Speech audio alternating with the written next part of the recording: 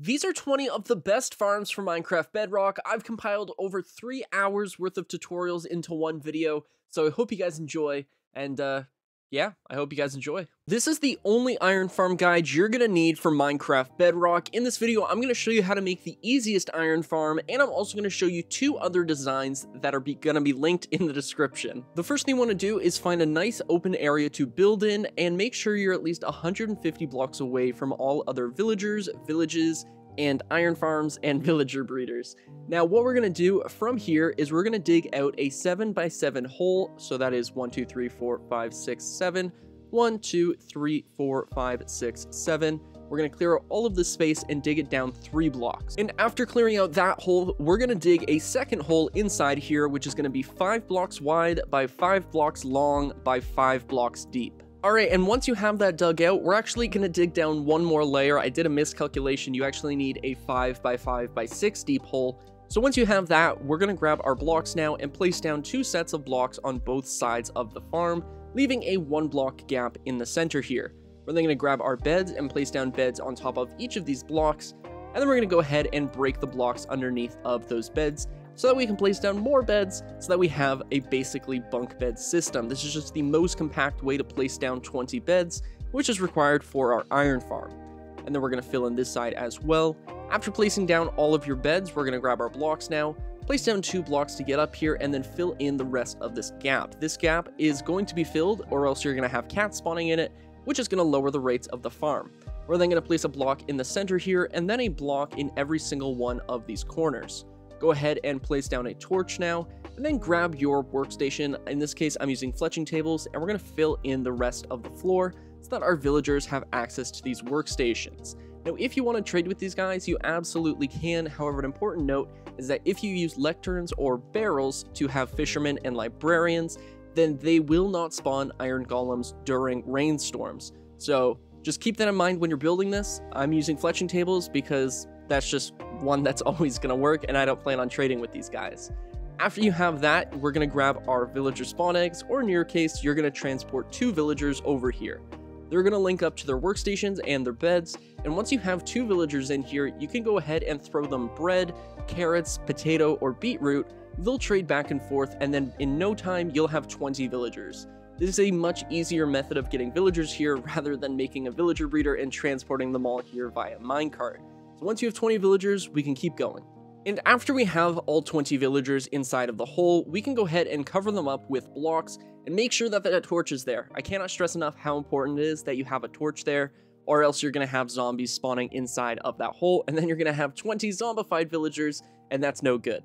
Once you do this, we need to determine which way we want to have our items flow. So I'm going to have my items flow in this direction, so I'm going to go ahead and place down a block right here. We're then going to place down a water bucket, which is going to lead our water over to the side. We're then going to build out 2 more blocks, and then 3 more blocks. We want it so that it's all the way over, so that there's 3 blocks without water.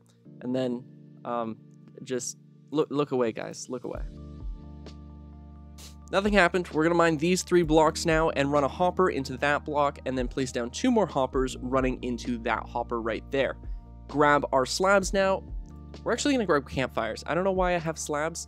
We're going to grab campfires, and we're going to place down 3 campfires on top of those hoppers. And that's going to do a little bit extra damage to kill the iron golems a little bit faster. We're going to place down 3 signs now, leaving a 1 pocket hole right here, so we can place down a lava bucket. We're then going to come over 1 block, dig down so that we see that hopper here, and it would be on this layer. Yes, look at that. We can now go ahead and grab that slab that I just put away, and we're going to go ahead and mine this block right here, place down a slab, and then place down a double chest right here. We just go ahead and place another slab, and then our double chest. Now you're probably going to want more than 1 chest, because this thing is going to produce quite a lot of iron, and make sure that this is a chest and not a barrel. If you use a barrel, then you're going to have fishermen inside of your villager area, and that would be no good. Now just leave this area open, but make sure that the maximum height here, this can actually have a golem spawn. Just place down a block here, so that way it's only 2 blocks tall, or you can place down a slab if you wanted. Just make sure that you don't have any 3-block holes in the area around this farm. Now, I would recommend having a ladder and a trapdoor, that way you can get in and out and it's nice and safe. And there's really no point in me mentioning this, but you only need 3 ladders, which to me is a pretty awesome thing, because that means that you won't have any leftover ladders. Yeah, that was really meaningless. Anyways, we're gonna place down 3 slabs and then 2 slabs, bringing us to a total of 5 slabs, and then we're gonna place down leaf blocks going all the way around the farm. And we already have an iron golem. That's awesome. So he's gonna die, and then all of the drops are gonna end up inside of that chest. And just like that, we now have a fully functioning iron farm. All you're gonna do is stand here and AFK. You're gonna get, well, let's close that trapdoor. And then all you're gonna do is stand here, AFK, make sure you have a torch in here, and then all of the items are gonna... Really? I didn't even know that was possible. He dropped no iron. The reason why the iron golem didn't drop any iron was because he died in a really weird spot where the iron actually hit the campfire hitbox. So all we're going to do to fix that problem is break these 3 blocks and place down 3 more hoppers. It's a little bit more resource intensive, but let's be honest, this is an iron farm. I'm sure you can spare the hoppers. And now, anytime an iron golem spawns, we're guaranteed to get all of the drops, and all of the cats are going to die on those campfires. So this is also a string farm, so yay. But yeah, that is the entire iron farm done. I'm going to go ahead and show you the 2 other designs with the links in the description, so that way you can go and check them out if you're interested. This design is basically the same design I just showed you, however it's built in the air, making it slightly faster. This design is technically better, however I don't really think that it is that much better that it's worth the effort of building it in the air. The next design I'm going to show you though is even better than both of these designs, and it is much larger, and it is genuinely worth the effort. I like to call this one the Big Boy Iron Farm because it is genuinely a big boy. I think this is an 18 by 18 spawn platform, and this thing is going to generate about 450 iron ingots per hour. You're going to AFK down here with all of your cats, and this thing just turns out iron. And really quick before I do my outro, I just want to mention that in this design in particular, I ended up putting the cats down in the bottom in the AFK area, and you can do that for any of the designs I showed you, and it will increase the rates. So if you want to place down 5 cats in the design that I showed you how to build in today's video, then you absolutely can. And what that's going to do is it's going to make it so that the farm doesn't spawn cats, it's only going to spawn iron golems. So it's not going to be a string farm anymore, it's just going to be an iron farm. That is another thing that you can do. Alright, that does it for today's video. As I mentioned earlier, the last 2 designs I showed you will be linked down in the description. So hopefully you guys found use in that, and I hope that the tutorial was helpful as well. I'm also going to quickly shout out my second channel, and that is my build channel called Lost Shepherd 23. I'll have that linked in the description as well. So if you want to see me build things based on art pieces I draw, it's actually pretty cool in my opinion, but then again, it is my channel. I really would appreciate it though if you went and checked that out. I think it's pretty unique, so hopefully you guys enjoy that. With that said though, my name is 1UpMC, and I'll catch you guys in the next one. This is the easiest cow farm for Minecraft Bedrock, and as always, there will be a world download in the description. Alright, the first thing we're going to do is grab our hoppers and mine out 2 blocks in the floor and place down 2 hoppers running into these blocks. Go ahead and get rid of those blocks and place down a double chest right here, which is going to collect all of the steak and the leather. We're then going to go ahead and grab our blocks and create 3 blocks right here, 3 blocks right here. We're going to set down 2 slabs above that chest so we can open it, and then we're going to place down blocks on the back side of those hoppers. We're then going to grab our signs now and place, okay, 3 S's, and place a sign here as well. Then we're going to grab our blocks again and create another layer, leaving this 1 block open right here along with the front. We're going to go ahead and place down a dispenser right here, and we can grab our glass now, and we can place down 1, 2, 3, and 4 pieces of glass. Go ahead and grab your blocks again. We're going to build up this time by 3, and then we're going to finish this off with 1 more layer of blocks, bringing the total of the front side to 4 blocks tall. And on the back side of the farm, we're going to place down a 2x2 of blocks, bringing this platform to a 2x3 square, and then we're going to surround it in blocks to fully encase it so none of the cows can escape. We're then going to place down a strip of blocks right here. This is going to be where our adult cows go. This is going to be where the babies fall. So we're going to grab our signs now and place down a sign right here. And we're going to place down a sign right here. And we are also going to place down some temporary blocks right here. We can then grab our water buckets and place down 2 water buckets at the back here. And we will remove those temporary blocks once we have enough adult cows in this top chamber. For now though, You know what, actually, we're going to leave this because it's going to be a really easy way to break your temporary blocks. On the side of the farm, we're going to grab our blocks and we're going to create a staircase of blocks going all the way up to that top, so that way we can get 2 adult cows inside of this area. So I'm just going to go ahead and spawn 2 in. Imagine you lured these guys and you're just bringing them over to your farm. So we're going to bring them up now.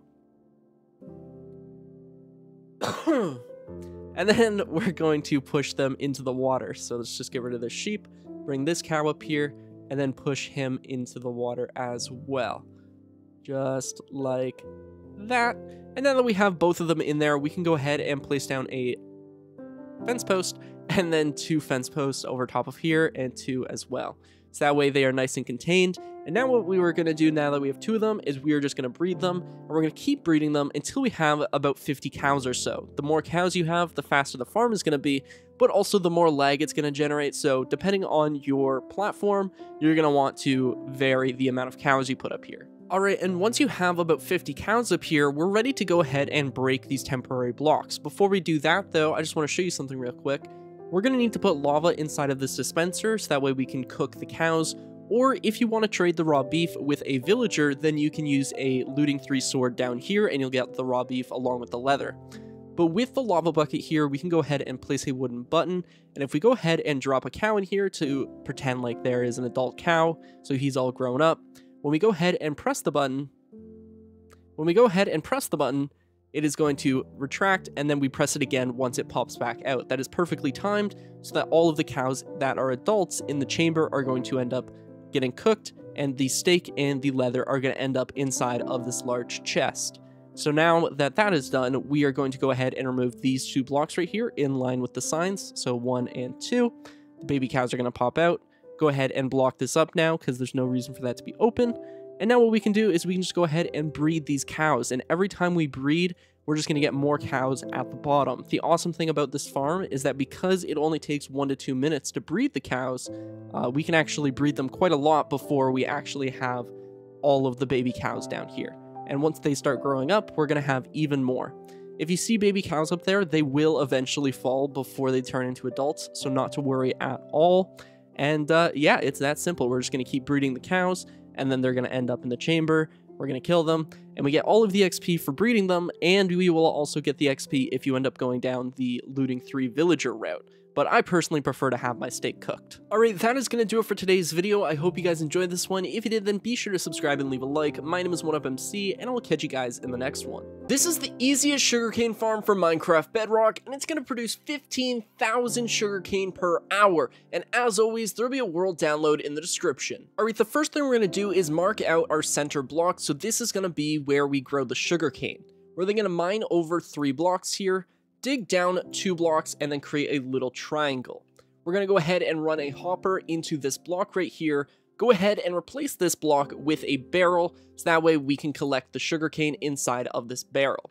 We're then going to set down a rail right here and a minecart hopper on top of it, go ahead and place down a sand block over top of that rail, and then we can just go ahead and throw down a stair right here, so that way you can still access your barrel.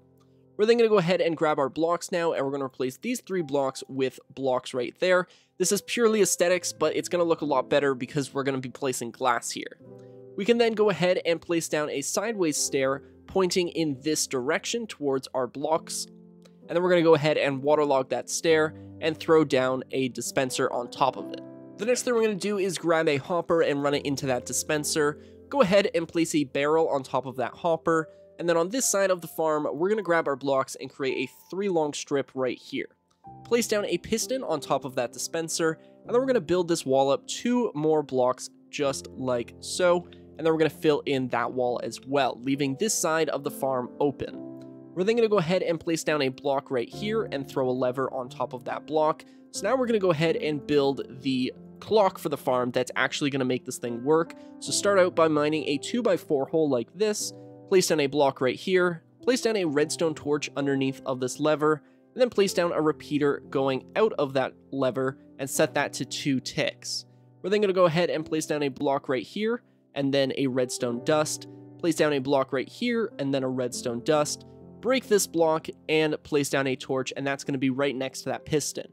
And as you can see, it is automatically pressing that piston, and it's also starting that dispenser, which we're eventually going to fill with bone meal. And we are very close to being done. All we have to do now is place down our sugarcane on that sand block, grab our glass, and we're going to fill in this wall with glass, just like so, and go ahead and throw a giant slab on top of here to keep everything nice and contained. That was an epic block placement. We're now going to go ahead and throw in some bone meal. You can load this up with as much as you would like, and look at that, we have got our sugarcane farm. Now this thing is perfectly matched, so there is absolutely zero waste in bone meal, and there's going to be no wasted sugarcane that's going to despawn, because the clock is perfectly timed with the hopper speed. And yeah, that is this farm. I think it's actually pretty cool. You get 2 sugarcane per bone meal. Alright, that's going to do it for today's video. I hope you enjoyed this video. If you did, then be sure to subscribe and leave a like. My name is 1UpMC, and I will catch you guys in the next one. This is the easiest raid XP farm for Minecraft Bedrock, and as always, there'll be a world download in the description. The first thing you want to do is locate a pillager outpost, and then we're going to go ahead and kill off all of the pillagers in the area, so that way you're not constantly getting attacked. After that, we're going to go ahead and flatten out the floor, so we're just going to fill this in, and we're going to get rid of this chest, and then we're going to grab our glass panes, and we're going to fill in all of this area. It's a little tricky because the hitbox is small, but we're going to fill in this area in between these logs so we can find out where the spawning spot is. And after filling in this area with glass panes, all we're going to do is leave the area now so that way a pillager can spawn. And as you can see, we had one spawn really nice and quick. If nothing is spawning, just go ahead and run away and come back until something spawns. And eventually, you'll know where to find the pillager. We're going to go ahead and break all of these glass panes now. And once we've done that, we should have 4 glass panes left, trapping the pillager, and then we can mark out that spot. This is getting really messy. Okay, there we go. We're going to go ahead and kill this guy off now, collect his drops, and for the sake of it looking nice, we're going to replace those blocks. We're then going to grab our packed ice, and we're going to remove these 2 blocks right here. I do apologize for the clip, but I actually built the farm wrong in my previous recording, so I had to go back and fix the mistake. You might have noticed that the entire roof is gone, and that's because we're going to remove the roof all the way down to the layer of the floor. With our spawn spot marked out, we are going to build out to either this direction or this direction. You might notice that the spawn spot isn't centered, and we are going to make it so that we are going to extend it to 3 blocks long in one of the directions closer to the edge. I hope that makes sense. We're then going to grab our blocks now, and we're going to place down blocks going all the way around our ice, and an extra layer of blocks right here. Go ahead and remove those blocks, and we're going to place down soul sand in those locations. So let's quickly grab our soul sand, place down our soul sand now, grab our scaffolding, place down 6 scaffolding over top of the ice, and then with our blocks, we're going to make 2 more layers worth of blocks here, just to keep the water and the pillagers contained inside of the farm. And then finally, we're going to top it off with a layer of leaves going across these 3 blocks, and then on this side, we're going to create a square using glass and leave these 2 blocks open, because this is going to be our water chute, which is going to bring the pillagers up to our AFK platform. That way you are able to get the ominous bottles from the top of the farm. We're then going to we're going to place down 2 water sources right here, grab our fence gates, and we're going to place down our gates right here. Go ahead and open those up. So anything that spawns in here is going to get pushed across, and then the AI is going to walk itself into the bubble column. We are then going to grab our scaffolding, and we're going to come over to this block right here. I prefer building on the right, and it's probably easier if you just follow me. So we're going to go to this block right here, and we're going to place down a scaffolding, and we're going to place down 24 more scaffolding. So 1, 2, 3, 4, 5, 6, 7, 8, 9, 10, 11, 12, 13, 14, 15, 16, 17, 18, 19, 20, 21, 22, 23, 24 scaffolding. From here, we're going to grab our leaves, and we're going to place down leaves going all the way around this top scaffolding to create a nice little platform for you to stand on. And we're going to extend it to the left because we built on the right side of the farm. And you'll see we already have pillagers spawning inside of the farm. We're then going to take our leaves, and we're going to build over 3 more blocks, extend this by 3 blocks, extend this by 3 blocks, and then place down 2 blocks at the back. So this hole should be centered with that water chamber down there, and this is going to be where our hoppers go. The next thing we're going to do is come down to a layer. However many chests you want, just bring it down to that layer so it's nice and easy. I'm going to build 3 chests just for the sake of simplicity. And we're going to build over another 2 blocks. We're then going to build over to the edge of this layer, which is going to be right here, and then extend it over 1 block. Then we can go ahead and grab our chests now, and we're going to place down a double chest here, run a hopper into that chest, and then grab another chest, place down a chest, and then place down a hopper, and then place down a chest going over top of that hopper. So we have 3 chests, and that's going to be the storage. Realistically, you are going to want to have more than 3 chests because this farm is fast. We're then going to run hoppers into one another, and this one is going to run down into this chest right here.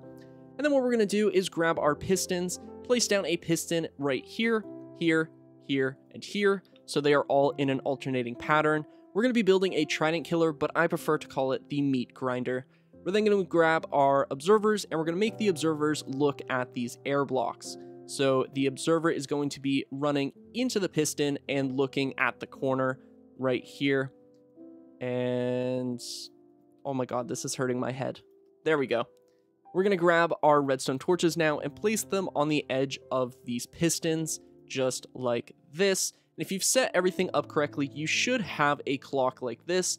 And then all we're going to do is go ahead and place down a lever, turn it on, and that's going to power this piston, which is going to stop the clock. The next thing we want to do is come down to where our pillagers are here, and we're going to grab our glass, and we're going to run this glass all the way up to this area up here. We're going to build up 2 blocks extra on this side, so that way we can actually funnel them in. And we're going to do this for the entire chamber. So you can leave the corners though, because that obviously doesn't affect keeping them contained in the bubble column, and it also doesn't do anything for keeping the water contained. And then we're going to finish off this one. And then finally, we do these 2. We'll be crazy and we'll do them at the same time. I actually think it's faster to do them one at a time. But once we build all the way up here, we're going to simply throw down some fence gates, so that way we can funnel them into the same trident killer. So all of the ominous bottles are going to end up inside of your storage. We're then going to place down glass blocks going across like this, and we're going to go all the way around the farm, except for this block. And you know what? We'll even do the corners. I'm feeling rich today. And finish it off like this. Place down a final piece of glass there, and then a slab, so that way we can collect the XP and stuff. We're then going to go ahead and grab our fence gates, place down fence gates going across like this, go ahead and open them up the same as we did down there, and then we can go ahead and place down 2 more glass just on top of here.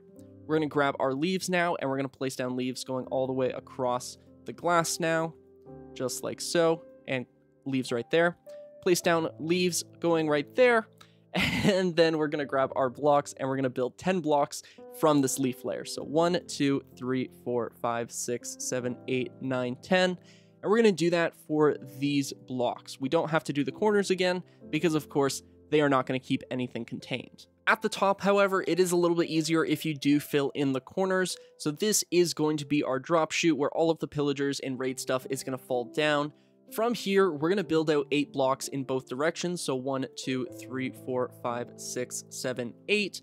Do the same thing over here. 1, 2, 3, 4, 5, 6, 7, 8. And then go ahead and connect this up so you have a giant spawn platform for everything to spawn in. And go ahead and fill in this area. And once you have the spawn platform built, we're now going to build a giant rim going all the way around the farm. And we're going to build this so that it is 6 blocks tall with building blocks and then 1 block tall with leaves. So that's going to look like 1, 2, 3, 4, 5, 6, and then a leaf layer. And once you have all of those layers complete, you should have a giant box, which is looking rather nice in my opinion. We're going to grab our blocks now, place down a block in the corner over top of this hole, place down a leaf block over top of that block, and then we're going to place down signs. So we're going to place down 1, 2, 3 signs, 1, 2, 3 signs, and then a sign right here.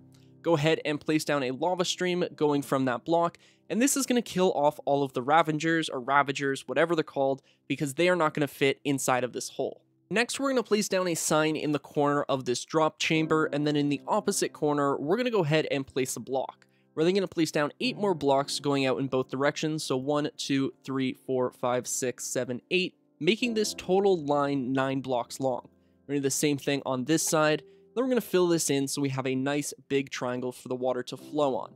And then once we're done this, we're going to place down another block on top of this layer, right here, and then 2 more blocks just like that. go ahead and place down your water bucket now, and this water is going to flow all the way over to the edge here. And the reason we have that sign is because, of course, we're going to have water on that sign. So everything in the raid farm is going to fall down this hole. And the last thing we have to do is build this bubble column. So I know we place soul sand here, but we're actually going to remove that soul sand because it's a lot easier to place down dirt and then build giant kelp streams going up. So we're going to go up top here so we can place down our water bucket, make a temporary hole in this glass, and then in here, we're going to grab our water buckets, and without waterlogging the fences, we're going to place down a water source block here and a water source block here. We're then going to go down to the water elevator, and unfortunately, we are probably going to have some pillagers, so I don't think I have a sword on me. We're going to grab a sword. There we go. Kill off the pillager. Yay. All right. Then we're going to grab our kelp, and we're going to place down kelp so we turn all of those flowing blocks of water into source blocks. And then once we have gone all the way up to the top, I'm hoping that I place this in the correct spot in the video. Before you break the kelp, we are actually going to move these fence gates. Originally they're here. We're going to move them one block in so that way there's flowing water here. I have a tendency for building things just slightly wrong. Then we're going to go ahead and kill off these pillagers. That way we can throw in a trident. We can go down to the bottom again and replace that dirt with soul sand, which is in turn going to break the kelp. There we go. And then if we let go, whee, we go all the way up to the top. And then they're going to walk off into this area. Let's just grab that kelp. And then all we have to do now is go ahead and fill this in. You'll see we have the pillagers up here. The next guy that comes in is going to push that guy into the kill chamber. So let's go ahead and throw a trident in there really quick. There we go. No. There we go. Perfect. And now we are ready to turn the farm on. And the last thing we have to do to make this a raid farm is get a villager in here. And I suppose because of the new bad omen bottles, or ominous bottles, this actually is a little easier. So we're going to go ahead and place 2 blocks and then 2 leaves. Place down a bed, go ahead and break those blocks and replace them with leaves. And then we're going to place down leaves going around here and here. We're going to replace this leaf with a fletching table or any workstation. Go ahead and fill this in just like this. And then place down your villager in here. Bye-bye. That one was a sacrifice. There we go. Fill this in and then just make sure that he's nice and safe and throw down a torch in here so nothing spawns like a zombie. Now, of course, you just can't spawn them in, so you're going to have to use a similar bubble column or a rail to get him up here. But once he's in, you are ready to go. So if you haven't already thrown your trident in here, then go ahead and do that. And because we were working on the farm, I'm sure we have an ominous bottle. We have plenty. Ooh, let's use an ominous bottle 5. And there we go. And just like that, we have started our very first raid using this farm. So this thing is going to just keep spawning raids inside of this area. So I'm not exactly sure how... I know I have the effect, but it doesn't start a raid right away for some reason. So I guess I'll just wait here until we get the raid effect, which should be any second now.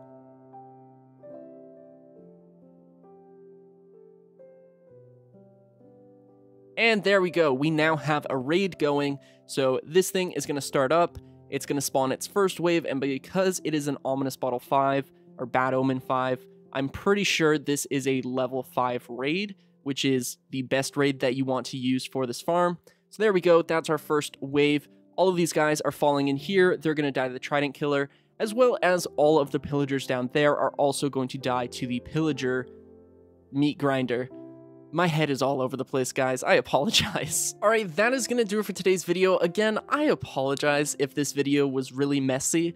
I swear to God, I was having an aneurysm or something. Everything that could have gone wrong while recording this went wrong. This video has taken me like 3.5, 4 hours to record because I actually recorded this entire video and then I went and watched the clips and every single video file was corrupted. And then when I went to try and build it again, I built the farm 1 block off. So this has been a bit of a headache. And that might be why it was a little harder to follow this tutorial. I do apologize. I'm really sorry. But if you still enjoyed, which I hope you did, and this is useful to you, then please do consider subscribing and leaving a like. My name is 1UpMC, and I'll catch you guys in the next one. This is the easiest gold XP farm for Minecraft Bedrock, and this farm is going to get you to level 50 in under 10 minutes. As always, there will be a world download in the description, and the materials will also be in the description. The first thing you need to do is find a nice open area to build the farm in, and then we're going to build a 23 by 23 nether portal. And after building your 23 by 23 nether portal, there should be a 21 by 21 hole in the center here. Now we're going to go ahead and light and break the nether portal until we have a zombie piglin spawn, which that guy spawned on this side of the portal, so we're just going to go ahead and get rid of him. Now what we're going to do is we're going to come to this back corner here, so this is going to be the back of the farm. And on the other side of the portal, we're going to place down 3 blocks in this back corner and then go across by 5. So 1, 2, 3, 4, and 5, bringing us to a 3 by 5 square. We're then going to set down a dispenser in this back corner, and then we're going to grab our observers and we're going to place down an observer this way so that the red dot is pointing in the same direction as this dispenser, and the face is going to be on this side. We're then going to place down 2 more observers to create a nice little observer clock. Place down a block here, and we're going to go all the way around here now just to make this nice and solid. We're going to place down a block right here, a block right here, fill in this back wall now, and then grab our trap doors. We're going to go ahead and place down 3 trap doors and open them up, grab our blocks again, and place down another set of blocks going across, just like this, and then grab our lava and place down 3 buckets of lava right here. Now this is going to automatically light the portal. We're going to go into this dispenser now and drop in our powdered snow bucket or our water bucket, but I would recommend using a powdered snow bucket. And before we have too many guys, we're just going to go ahead and turn this off. And then we're just going to go and get rid of all of the guys that we just spawned in, just to keep the area nice and clean. The next thing we want to do is grab our blocks again, and we're going to place down a row of blocks along this back side here, just so that way if they do spawn inside of the portal, they can't walk off into this direction. They shouldn't be able to, but this is just a nice little safety precaution. After doing that, we're going to come over here and we are going to leave a gap large enough for this, plus an area of dropping. So that is going to be a 1 block gap, and then 1, 2, 3, and then 1, 2, 3. So this is going to be a wall, just like that. And then 1, 2, 3, 4, and 5. And then we're going to build our 3 by 5 platform once again. And then we're going to place down our dispenser right here, our observer facing in this direction, 2 more observers facing in that direction, and then our blocks going across this layer, and then the blocks going across this layer, and then the trap doors.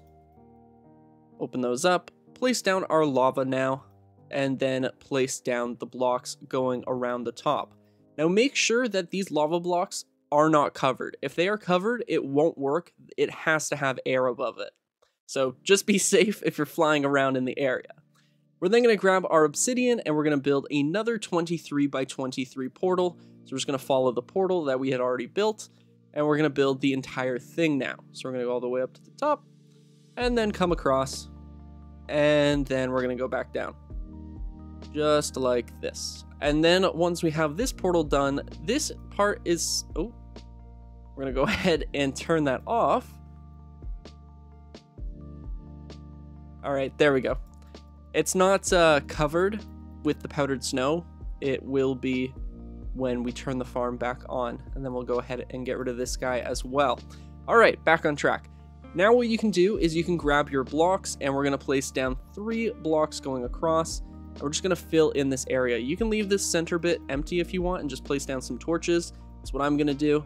We're going to fill in all the way to the end here, and that way we can have nice, consistent, straight water streams going across both of these portals. So we're just going to finish this off just like this, and then this, and then over here as well.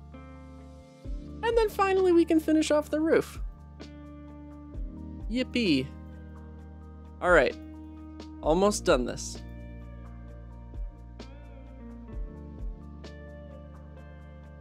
Alright, once you have this done, we're going to come over onto this side of the farm now, and we're going to build the same wall that we had before, 3 blocks high.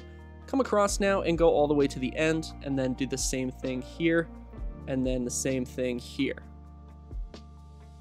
We're then going to go ahead and clear out this zombie piglin, And then we're going to grab our water buckets, and we're going to do the same thing for both sides of this farm. We're going to place down our water bucket right here. We're actually going, yeah, no, I thought we were going to break down one. Okay, then we're going to break this block, dig down all of these blocks, and just go all the way across to the end of the portal. Break this block and go all the way across until the water stops. And we're going to dig out this block, and it should be one block at the edge of the portal. So we can then go ahead and mine out all the way over to this side, and we're going to do the exact same thing. So place down our water bucket, wait for it to come out, and then on the block where it ends, break that block, go across all the way to the end of the portal, and then the same thing, and it should be in the same location, which is this block right here. Now what we can do is we can go into the center here, and let's make sure that it's centered just so everyone's happy, and break these blocks. I said let's make it centered and then proceeded to not make it centered. And then just fill this in. There we go. From here, we are going to dig down, I believe, 3 blocks. Just like that. And then, okay, 4 blocks. We're then going to grab a sign really quick. We're going to place down a sign right here and a sign right here. Go ahead and mine these 3 blocks. Go ahead and mine these 3 blocks. So everything gets funneled into this area. And now it's time to make my favorite, the meat grinder. The first thing we want to do in this area is from this 2x2, we're going to mine 2 blocks out in every direction. That way we have a lot of space to work with while we're building the meat grinder. And for those of you who don't know, the meat grinder is just a really large trident killer. And I just call it the meat grinder because it's kind of like a blender. Okay, we're going to go ahead and finish this off, and then we're going to go to the center of the farm now, and we are going to dig out these 2 blocks right here, place down a set of hoppers running into one another. We're going to run it into that block, and then keep in mind which one you have running into the block, because we're going to go ahead and mine out those 2 blocks, place down a chest now, and then we're going to grab our pistons, place down a piston on top of that chest, here, here, and here, and then we're going to grab our observers, and we're going to point the observers so that the faces are looking at the side of the piston. So we're going to place down 1 more here, and finally 1 here.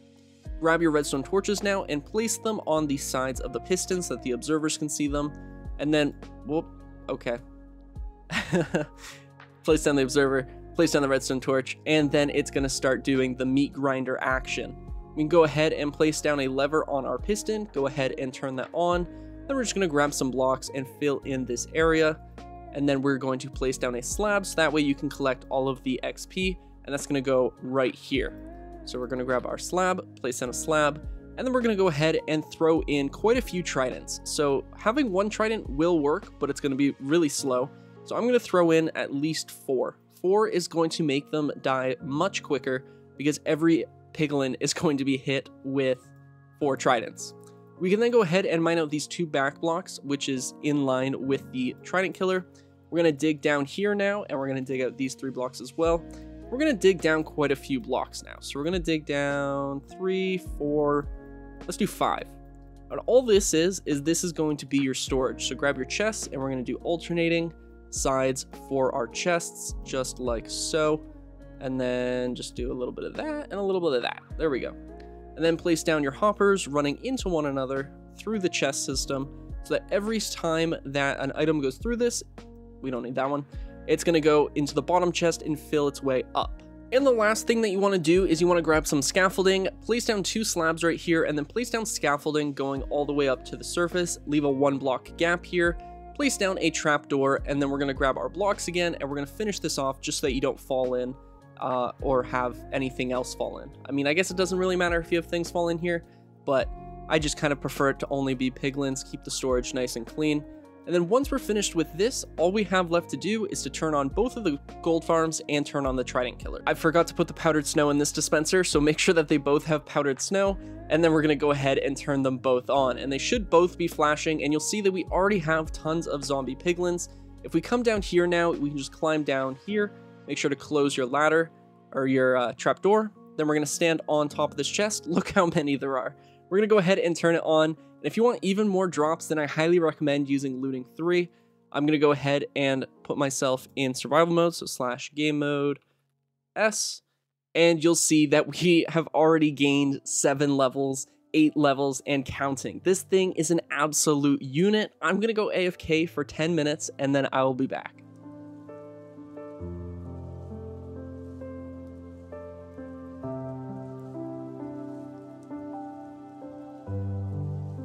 Alright, so as you can see, 10 minutes of AFK did an absolute number on our XP. And if we go ahead and take a look at the loot, you'll see that we have got an insane amount of gold and rotten flesh. And of course, you're probably going to want to get rid of all of these gold swords, so if you want to throw an item filter in here, you absolutely can.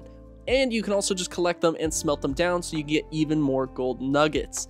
But that is going to do it for today's video. I hope you guys enjoyed this one. If you did, then be sure to subscribe and leave a like. My name is 1UpMC, and if you haven't already, go ahead and check out my second channel, Lost Shepherd 23. It'll be linked in the description, and I'll catch you guys in the next one. These are two AFK Fish Farm designs, and both are going to get you XP and treasure loot, so let's get into it. Just to let you guys know before we get into it, this farm is only going to produce treasure loot if you're playing on Bedrock Edition. If you're playing in Java Edition, you will still be able to catch fish and junk items, but in order to get mending books and stuff, you will have to play on Bedrock Edition. So with that said, we're going to get into the first design, which is an AFK Fish Farm for the computer version of the game, so Windows 10, or anything that you can get an auto clicker on. So we're going to sit down a double chest and then a hopper, place down a fence post, and then an oak pressure plate or any pressure plate on top of that fence post, and then we're going to place down a note block, and then a plank right there. And of course, I forgot my water bucket, but we're going to grab one of those and throw it right there. And that is the entire thing. That is the entire thing. That's all you have to do. Make sure that when you walk into this pressure plate, the iron door opens upwards. And now I'm just going to grab a fishing rod and start my auto clicker. Alright, in order to use this auto clicker, I use OP Auto Clicker 3.0. And all we're going to do is set it to 800 milliseconds or 0.8 seconds and set the mouse button to right click. Now this will work with literally any auto clicker that you use. There we go, there's the fishing rod. Grab our fishing rod, so you can use any auto clicker, just make sure to set it to 800 milliseconds. We're going to get as close as we can to the water without actually stepping into it, just like so. That's pretty close. And then we're just going to go ahead and look directly into the fence post, so in the center of that pressure plate, and just on the edge of the hitbox. We're then going to go ahead and start our auto clicker now, which my keybind for some reason resets. So there we go, F6. And it's just going to go like that. And if we just let this run, we are going to end up catching our first piece of loot. A couple things to note is that you want to make sure that this is the only water source block within a 5-block radius, because fish will travel 5 blocks in any direction. So as you can see, we just caught a fish. Another thing to note is that this farm will work better with skylight access and access to rain. And if you just let it go, you can literally just leave your computer running for literal hours and come back to tons and tons of drops. So you're probably going to want more than one double chest. This is a great way to get early game XP, and it's also a great way to get mending books, because I know people are going to say you can't get treasure loot, but I assure you that you can get treasure loot with this farm if you are playing on the Bedrock Edition. You will not get treasure loot on Java Edition, but on Bedrock Edition, you absolutely can get mending books and stuff. Also, just like, this is what I caught. I caught a fish. Another thing I'll mention is that if you are playing and you're noticing that 800 milliseconds is not catching fish because there's like lag or something, then set it to 1200 milliseconds or 1.2 seconds, and you will usually fix all your problems. I know on Realms, 1200 milliseconds usually works better than 800, but just kind of mess around with it and see what works. The next design I'm going to show you is going to work on all of the mobile and consoles. This is a semi-automatic fish farm, which means that you will never miss catching a fish. So it is actually a pretty useful farm. The first thing we're going to do is mine out 3 blocks in the ground and then dig 3 more blocks. So you should have a 3 by 1 by 4 deep hole. We're then going to go into the hole, place down a double chest right here, and then run a hopper into that chest, just like that. Go ahead and grab a temporary block, place it over top of the hopper, and then a rail. Place down your minecart hopper and break that dirt block. And then we're going to go ahead and place down a sign in front of that minecart hopper. Grab another block and place it here, and then get out. If you want to place ladders on this side, I'm going to end up doing that later. We're going to then place down a grass block right here, or any block for that matter. Place down a lava bucket and then a chest. Grab your trapdoors now and place down 1, 2, 3, 4, and 5 trapdoors. Go ahead and open all of those guys up. And then we're going to throw down a banner on the front of this chest. Now, that can be whatever banner you want. I thought that the cyan really complemented the lava color, so that's the color I went with. We're going to go ahead and waterlog that chest and place a water bucket behind it. Go ahead and place down a trapdoor here, and if you haven't already, it's pretty useful if you want to go ahead and throw down some ladders. That way you can get in and out of the farm. So if you get down here, you can collect all of your loot, and we're actually just going to grab that rail. And then we can just come out here, close the trapdoor, and then we are ready to fish. So I'm going to grab a fishing rod. And with our fishing rod now, we can go ahead and throw our fishing rod. We're going to cast our fishing rod towards the center of that banner. So just anywhere in this area is going to work. And then as we can see, we'll just let it sit, and it's going to drop down into the lava. We're going to collect the XP, and then the item is going to end up in the chest below it.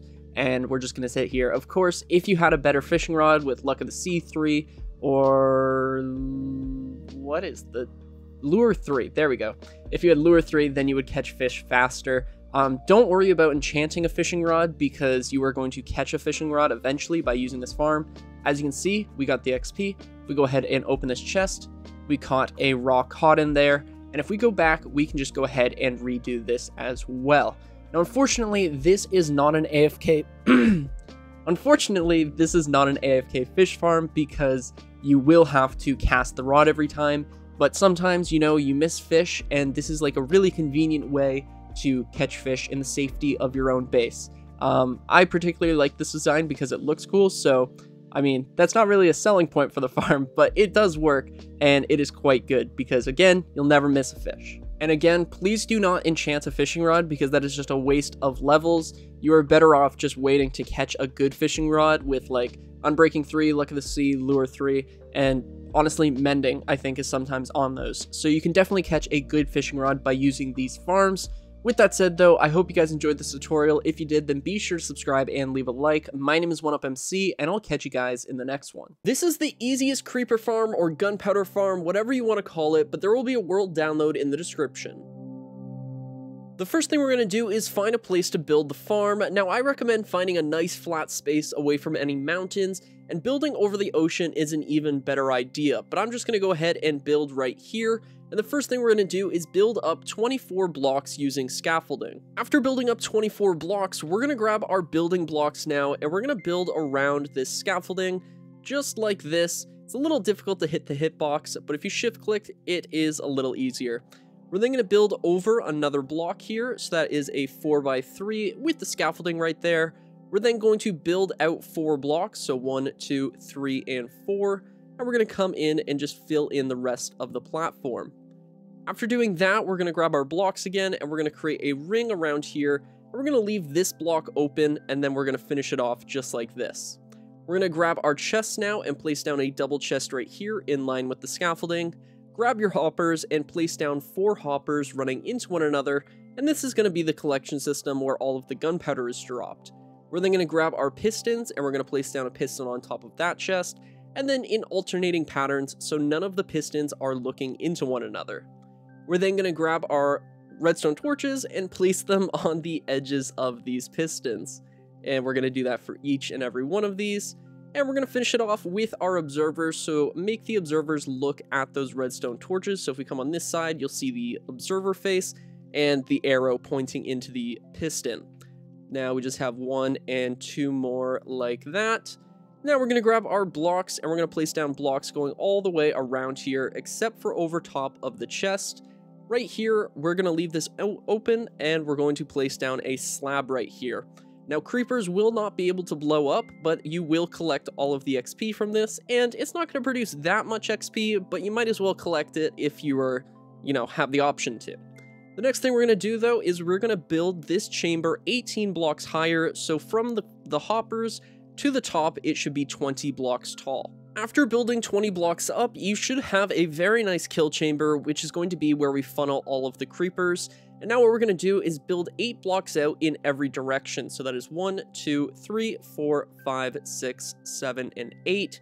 Come over here now. 1, 2, 3, 4, 5, 6, 7, 8. We're going to come on this side now. 1, 2, 3, 4, 5, 6, 7, 8, and then to finish it off, 1, 2, 3, 4, 5, 6, 7, 8. And the reason I do that is because that way we can just connect this up, and that limits the amount of counting we have to do. No weird edges, I was going to say no misplaced blocks, but we're just going to break that, and we're going to finish off the square here. And once you have the outline of the platform, just go ahead and fill in this entire thing with blocks. And after filling in the platform, you should have a massive cobblestone slab, or whatever you decided to build it out of. But we're going to come to the edge now, and we're going to build a layer of blocks going all the way around the edge here. And then after we're done building this layer, we're going to do a layer of stairs. So we're just going to keep going around, finish off the square now, and then grab our stairs, which are right here. Go ahead and set those down.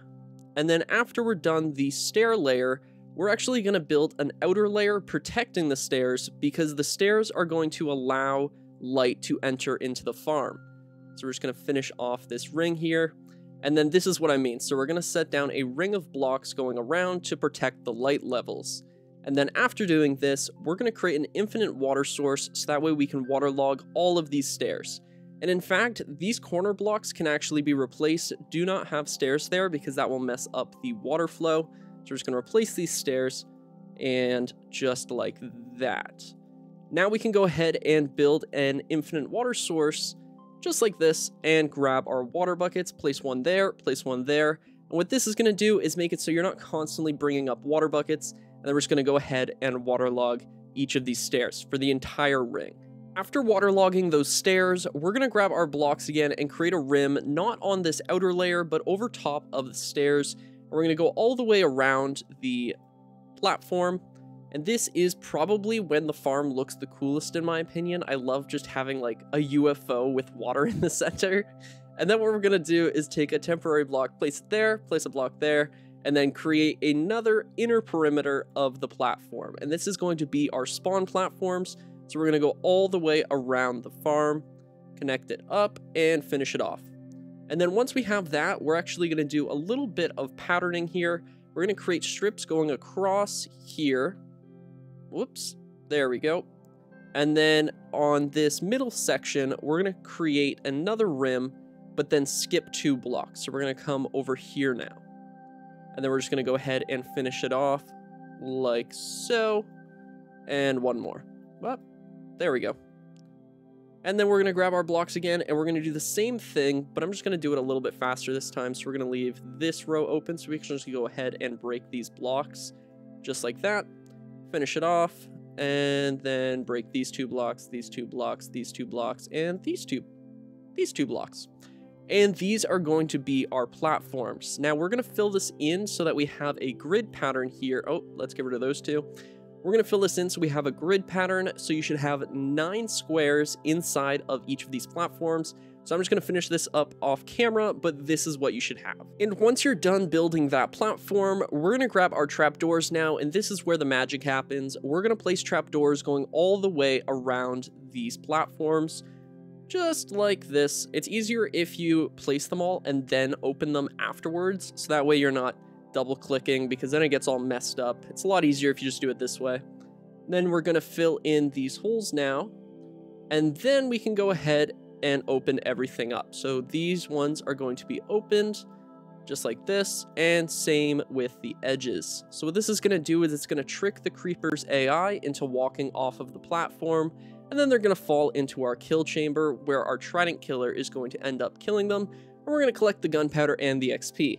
Now we need to do this on the rest of these platforms. Alright, I've changed my mind. I think this is my favorite point. It's so symmetrical. We've got our little UFO and all of these waffles. We're going to place down trapdoors on all of these corner blocks now, so that way we don't have any spiders spawning inside of the farm. So we are only going to have creepers spawning in here, and we're going to do this for all of these platforms. And I'm not going to do this all on camera, but I think you guys get the point. And after filling in the rest of those trapdoors, if we look to the wall, you'll see that I raised it by, I believe, 3 blocks here. What that's going to do is it's going to allow us to build the next platform. Now, if you wanted to, you could just put a roof here, but I'm going to go ahead and make another layer. In fact, I'm going to make 4 layers, and that's the amount I recommend building. But I'm just going to go ahead and build one of these sections really quick. So we're only going to do the bottom side of it. So if you are building on a roof, then you were going to do the exact same trapdoor pattern. However, I want to have more layers, so that's why I'm building the layer. That was the most overcomplicated explanation, but we're going to move on. So we're going to go to every one of these empty spaces and throw down a trapdoor. So it's going to be on the opposite blocks of the corners. We're just going to go through the entire platform now, just like that. Nope, shit. Sorry, can't swear. There we go. You guys get the point. We're going to do it for the entire layer. Alright, I'm not going to sit here and lie to you and say that I built this all by hand. I did use structure blocks, but as you can see, this is what it looks like. It is very messy, but it will work. And now the last thing we have to do after we've built all of our layers is just throw a roof down on here, so that it's just a very simple command. Here, we'll show you how to do a couple commands. All we're going to do is /fill, whoops, /fill, and then just use the little squiggly. And then we're going to come over here, do the same thing. And this is probably not applicable to a lot of you because you're playing in survival mode, but I use this command all of the time. So there we go.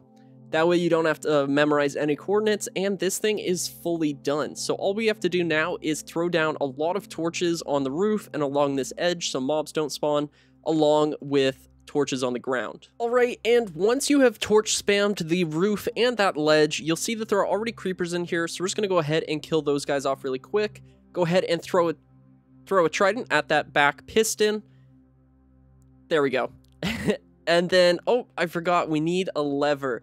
Let me grab that real quick and go ahead and place that down. Turn on the trident killer. Turn on the trident killer. There we go. And now you are ready to AFK. So I'm just going to go ahead and hold this looting 3 sword, and you'll see that all of the gunpowder is going to end up inside of this chest.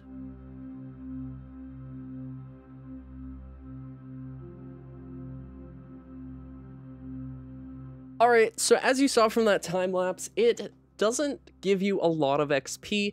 However, that was only a 10-minute AFK session, and we managed to get 28 gunpowder. So if we round up to half a stack, that's 3 stacks of gunpowder an hour, and that is with a looting 3 sword. So I'm in survival mode. Alright, well, this is an amazing farm, and I really hope that you guys like it. I hope that this thing gets you lots of gunpowder for all of your fireworks or whatever you're going to do with it. But my name is OneUpMC, and I'll catch you guys. Oh wait, like and subscribe, and I'll catch you guys in the next one. This is the easiest super smelter for Minecraft Bedrock, and as always, there'll be a world download in the description. The first thing you're going to want to do is grab a double chest, and we're going to place that down on the ground. We're then going to run 8 hoppers into one another, just like this, and this is how we're going to empty all of the furnaces. So that is exactly 8. And then we're going to place down 8 furnaces on top of those hoppers, just like this. I'm just crouch placing, but if you're on a different system, then, you know, sneak in place. We're then going to place down glass blocks on... Really? We're then going to place down glass blocks on top of this chest, and grab our blocks now and build up 5 blocks. 1, 2, 3, 4, and 5. And then we're going to set down a redstone lamp on this block right here, and a lever. Now, if you don't want to place down a redstone lamp because you haven't gone into the nether yet, then absolutely no worries, you don't need one. It's just going to indicate whether it is on or off. We're then going to grab a block and place it down right here, and then grab our hoppers and place down 8 hoppers running into the top of those furnaces. And we're going to come to the back side, and we're going to place down 8 hoppers running into the back of those furnaces. Now, I know that this looks a little bit expensive, however, if you have an iron farm, then this shouldn't be a problem whatsoever. I think this is 24 hoppers, so that isn't going to be a problem. Then we're going to place down blocks behind here, just like that. Make sure that you only go 2 blocks up here. Place down a block right here, and then if you're building this and these rails are linking up, so we're going to grab our powered rails now, place down a powered rail here and a rail right here. If you place down your powered rail right here and it connects, so it would go like this, then all you have to do to fix that problem is break this block temporarily, place down an extra block right here, and then place down another powered rail, and then you can do the rest of your rails, and that will stop it from linking up. But if you don't have that problem, don't sweat it. You don't need this block. We're then going to place down another block right here, which is the block we just broke. Oh my god. And then we're going to grab our rails and go all the way across here. So we're going to go to the other end, just like this, and do the same thing over here.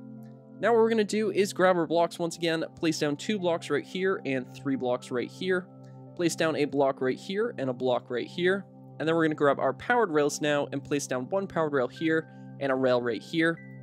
There we go. Place down another rail and then a powered rail. And when it's all said and done, you should have 2 separate lines just like this. Next, we're going to grab our redstone torches and place down a redstone torch right here and a redstone torch right here. And that's going to power these 2 powered rails.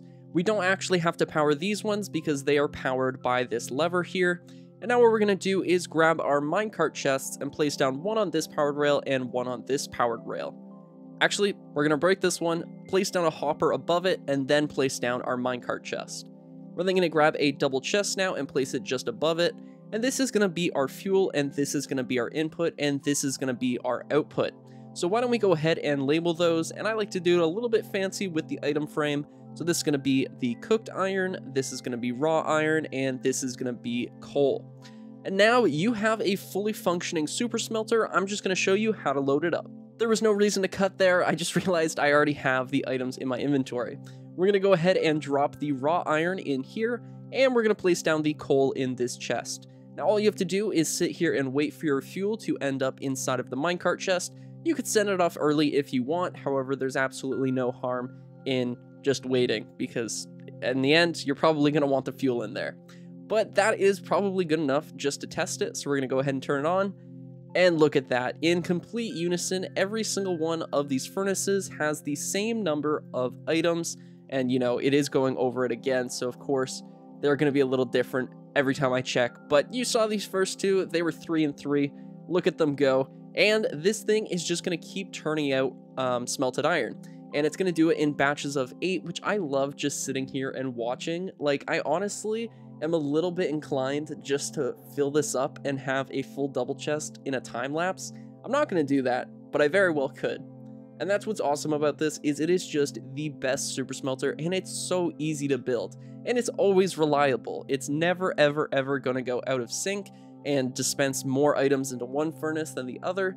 I don't recommend using lava buckets in this, because if you use lava buckets, it is going to waste a lot of fuel, because 1, that's not really a renewable resource, and 2, lava buckets smelt 100 items, so you would have to smelt 800 items in order for even 1 lava bucket to be worth it. I would say I would recommend using kelp blocks, because that's my personal fuel choice. However, any fuel is going to work. And that's actually going to do it for today's video, so I hope you guys enjoyed this super smelter. Look at it turn off in sync. If you guys enjoyed this one, then please do consider subscribing and leaving a like. And if you really would do something that I want, what is that? What did I just say? Anyways, I released a first episode of a new series I'm trying, and I want to continue it into the future. It's going to be uploaded on Thursdays, and if you haven't checked out the first episode, I'm going to leave it in the end cards. And also, we have the name for the dog of the series, but that'll be released in the next episode, so go and check that out when it comes out. And yeah, I think this has gone on long enough. Enjoy your super smelter. My name is 1UpMC, and I will catch you guys in the next one. This is the easiest mob XP farm for Minecraft Bedrock, and as always, there'll be a world download in the description. The first thing you want to do is find a nice open area to build your farm in. Make sure to stay away from any mountains, and if you want to build it over an ocean, that's even better. So then we're going to place down 24 scaffolding going all the way up. Next, you want to grab your blocks, and we're going to place down 8 blocks going around this scaffolding in a square, just like so. Then we're going to build over 1 more block, and then we're going to build back 3 more blocks. So 1, 2, and 3, and just make this into a giant slab. We're then going to grab our chest now, and we're going to place down a double chest right here, run some hoppers into that chest, just like so. So all of those are running into one another, which are running into the chest. Then we're going to grab our blocks, and we're going to create a rim of blocks going around the hoppers, which are going to end on the chest block. Now we need a trident killer in order to get rid of the mobs, so we're going to place down a piston on top of the chest, and then in an alternating pattern so none of the pistons are looking at one another, we're going to place them like that. We're then going to grab our observers, and we're going to place down observers so that the red dot is pointing into those pistons, and the observer face is on the edge of those corners. So the observer face should be visible here. And we're going to go ahead and place down redstone torches on all of these pistons, just like so. And as you can see, it's already starting to do the clockwork. So we're going to place down a lever on this piston now, go ahead and turn it off just temporarily. And this is going to be the on-off switch for the farm. Now we need to build the drop chamber. So we're going to place down a block on top of this torch, create another rim going around the trident killer. And then on this block with the piston and the lever, we're going to place down a slab so that way you can AFK here and collect all of the XP. We're then going to build up 18 more blocks from this block, so that is 1, 2, and then 16 more. Once you've built up 20 blocks, we're going to grab some more blocks and create a giant square so that we can add water streams. So we're going to build out 8 blocks in every direction, so 5, 6, 7, and 8. We're going to do that on all sides of this chamber, and then we can connect this up to create a giant square.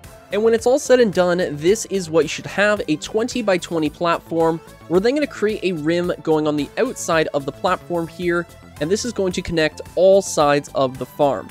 After we've placed down this rim, we are going to place down the same sized rim, but this time with stairs so that we can waterlog them. So we're just going to go around with our stairs now on every side of the farm. And once we're done, we're going to create an infinite water source. And what that's going to allow us to do is only bring 2 buckets up here so you're not constantly running over to like an ocean. So we're going to place down a little block here just to create a quick little infinite water source. This is not going to mess up the water streams, and this is going to make your life a lot easier. So you're just going to grab your water, waterlog the stair, grab your water, waterlog the stair, grab your water, waterlog the stair. I think you get the idea, and we're just going to go all the way around. Actually, these corners don't need to be stairs, so we can just go ahead and replace those really quick because that is actually going to mess it up. So there we go. And now we can go ahead and waterlog the stairs. And once you've waterlogged all of the stairs, we can go ahead and get rid of our infinite water source now. And as you can see, all of the water is flowing directly into the center of this hole. And there should be no air blocks, so if you've built your platform correctly, this is what it should look like. And it's already looking pretty cool if I do say so myself. We're now going to add 3 more layers of blocks. So we're just going to go around and we are going to do this 3 more times. Well, 2 more times, but 3 layers above the stairs. And after we've placed down that rim, we're going to place down 2 temporary blocks right here, and we're going to break that one right there. We're now going to create a giant inner square now, which is going to leave a consistent 1 block gap all the way around the farm. And once we're done this, we are going to create a grid pattern inside of this giant square. So we're going to go across and we're just going to place down blocks like this. And we're going to do this for the entire thing until we get to the center. So once we're at the center here, we're actually going to skip 2 blocks and do it right here. And we're going to do it right here. And we're going to do it right here. Perfect. We can now do the exact same thing, but in the opposite direction. So when you're all... You don't have to do this row, actually, because we're going to break those anyways. We're just going to go through here, leave a 1 block gap, and then we can skip 2, place down 1, 1, 1, and then go ahead and just finish it and leave this empty. Oh. And when you're done this, we are going to have a giant waffle pattern. So we're going to have 4 platforms with 9 holes in between them. And just in case my instructions were a little confusing, this is what you should be left with when you are done. There should be a 2 block gap leading into the center hole. We can now grab our trapdoors, and what we're going to do is on each of these platforms, we're going to go around and we're going to place down all of our trapdoors on the edge of the platform, so that way mobs will walk off into the water streams. We're just going to go ahead and do one of these as an example, and then you're going to do this to the rest of your platforms. So we're going to go around, place them all down. Don't worry about closing them, or you can. It's really up to you. I find it's faster if we don't close them though. And we're going to do it in the center here as well. And then once we're done that, we're going to use even more trapdoors, because now in the 1.21 update, buttons and fences no longer work as spider spawn proofing. So we're going to place down trapdoors on every other block, just like this. And once we're all done, we can go ahead and open up all of the trapdoors, except for the ones we're placing right now. Just go ahead and open every single one of these, just like so. And we're going to do the edges as well. And once you're done doing this layer, go ahead and do this to the other 3 platforms, and then you are almost done your mob farm. So this is what it should look like when it is completely done. Now just duplicate this 3 more times. And once you're done, it should look like this. Now personally, I really like this aesthetic, and I especially love it with spruce trapdoors. Now if you wanted to build even more layers, I recommend building at least 4 of these layers, or no more than 4, because as soon as you build more than 4, the rates start to diminish. But if you do want to build more layers, you're just going to place down another rim of blocks, and then do the exact same thing but on this layer. So it should have a 2-block air gap in between this solid block and the roof. And then you would just duplicate these 4 more times. But if you only want 1 layer, which I'm going to do in this tutorial, is all we're going to do is cover this entire thing up with blocks. And once you have it all covered, all we need to do now is a lot of torch spamming. So we're just going to spam torches on the roof. Obviously, you don't need this many, but just make sure that you don't have any mob spawning on the roof, because that is going to hurt the rates of the farm.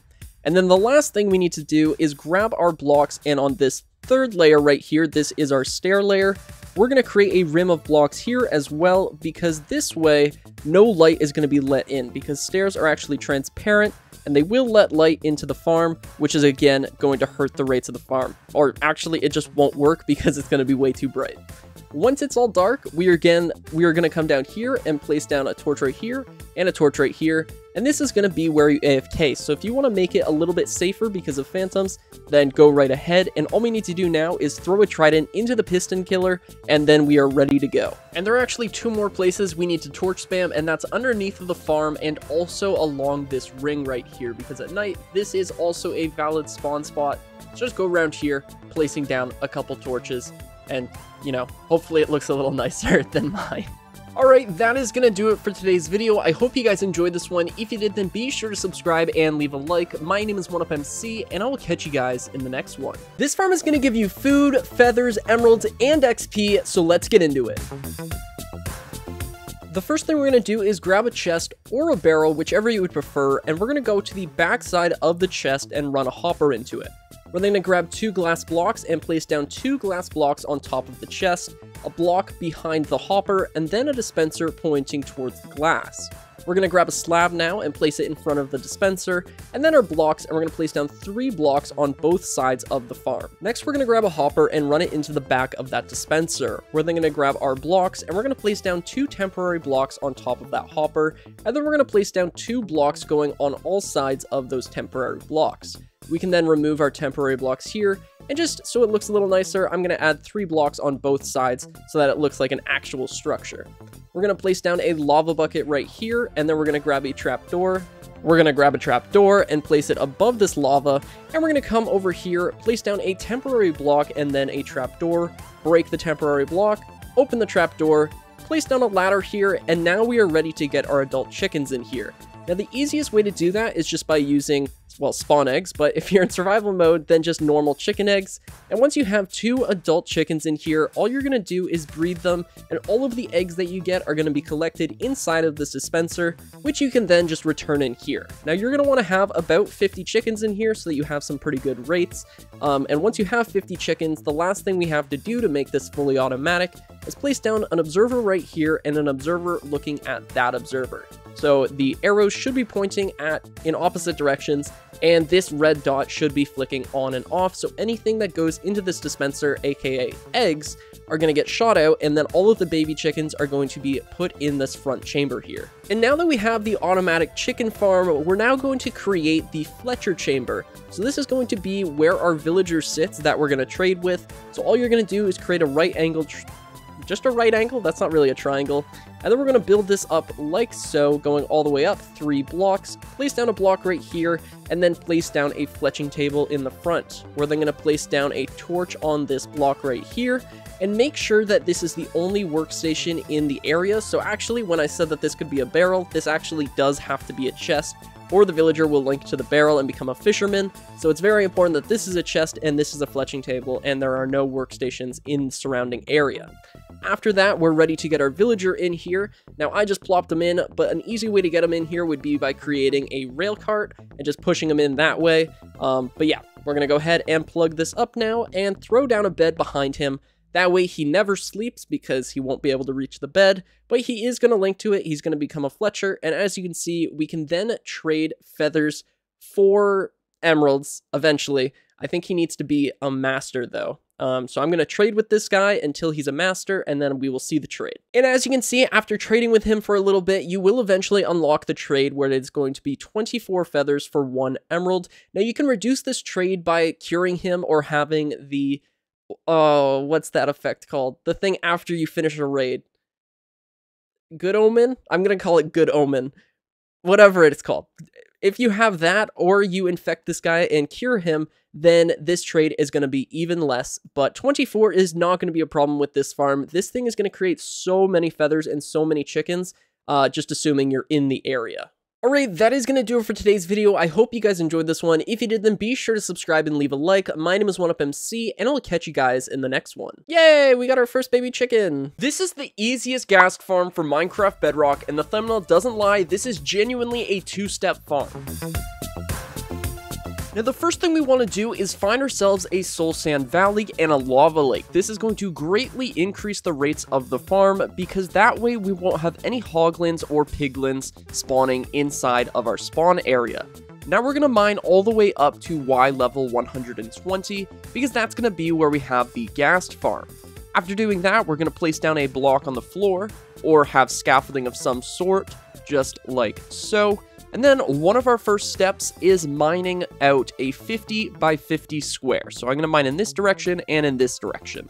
And it's going to be 4 blocks tall. And if you've set everything up properly, all you should have spawning in here is ghasts and skeletons. Now, there are quite a few skeletons, so hopefully you were placing down some torches while you were building the farm. And if not, well, I mean, I guess there is peaceful mode, but regardless, we're going to place down our second step, and that is a glass layer or a leaf layer on this 3rd layer of blocks here. And we're going to do that for the entire slab. So leaves are definitely easier to get, however, I prefer the look of glass. And just like that, we are done the farm. Now, this is where I might have been a little bit cheeky with the thumbnail and title of this video. Technically 3 steps because we have to place torches. However, while you're mining out the area, I kind of assume that you would be placing torches so the skeletons wouldn't spawn, because that is why we place the torches. But just let me have this. 2 steps sounded better than 3 steps. But as you can see, we have ghasts now, and these guys will not attack you. I'll actually go ahead and grab myself a netherite sword really quick and throw myself into game mode / game mode S. As you can see, they will not attack me. They actually can't even see me, so they can't turn or any of that. So that is absolutely awesome. And as you can see, we can just go ahead and kill all of these guys, and you are going to get so many ghast tiers, gunpowder, XP, all of that fun stuff, and there will always be ghast for you. There will always be ghast for you to kill.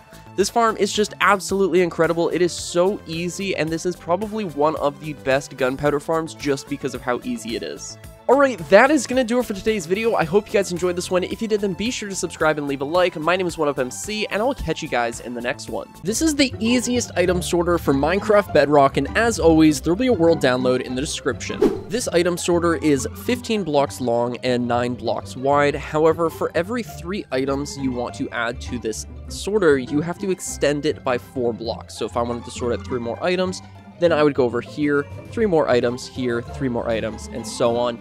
So really, it all depends on the amount of items you want to sort. For today's tutorial, we're only going to be sorting out 5 items, with our last slot being allotted to miscellaneous items.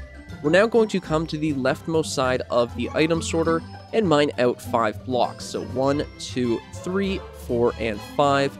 We're then going to go to this 3rd block in the line, place down a dropper facing upwards, and then we're going to grab 2 hoppers and run them into each other, going towards the front of the sorter.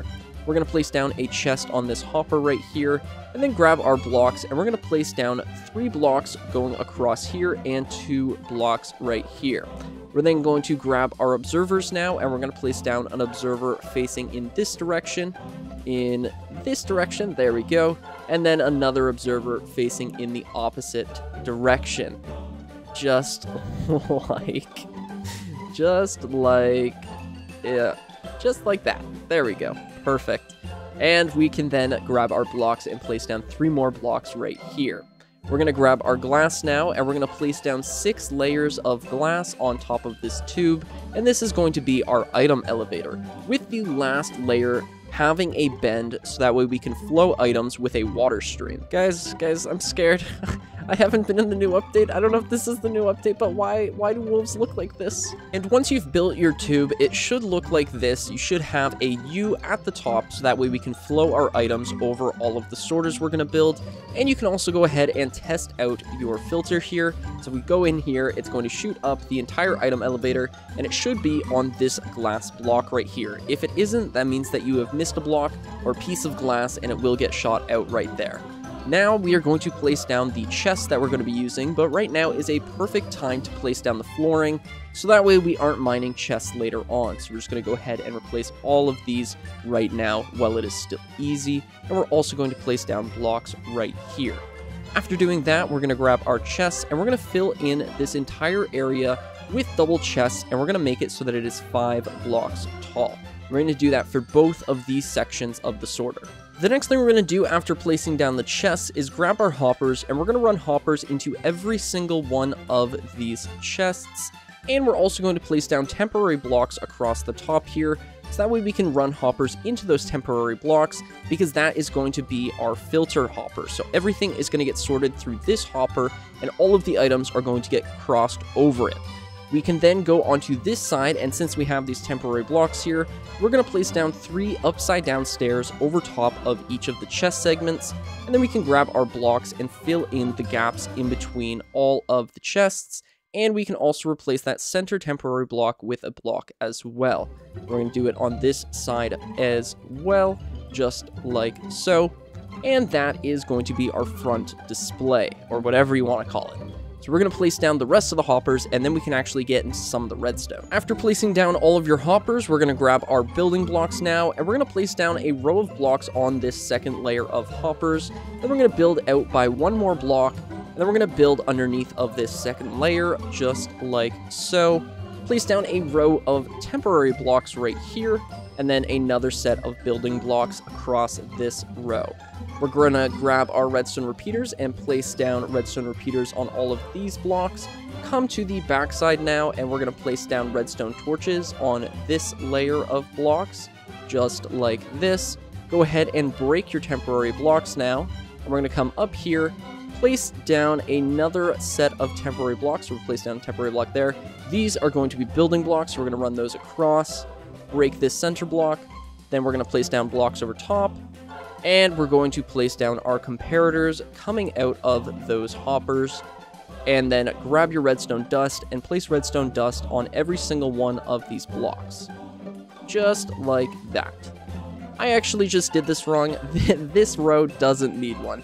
So on your last section, you actually want to have no filter. That way, all of the items that go through here are going to end up in a chest. If you don't have this and you're trying to sort every item, a lot of your items are going to despawn. So I highly recommend having a miscellaneous chest. Alright, this is more of a personal preference. However, I really like covering this tube. That way you can't see stuff behind your sorter. And I like bringing all of this up to 1 layer. So we're actually going to place down blocks like here.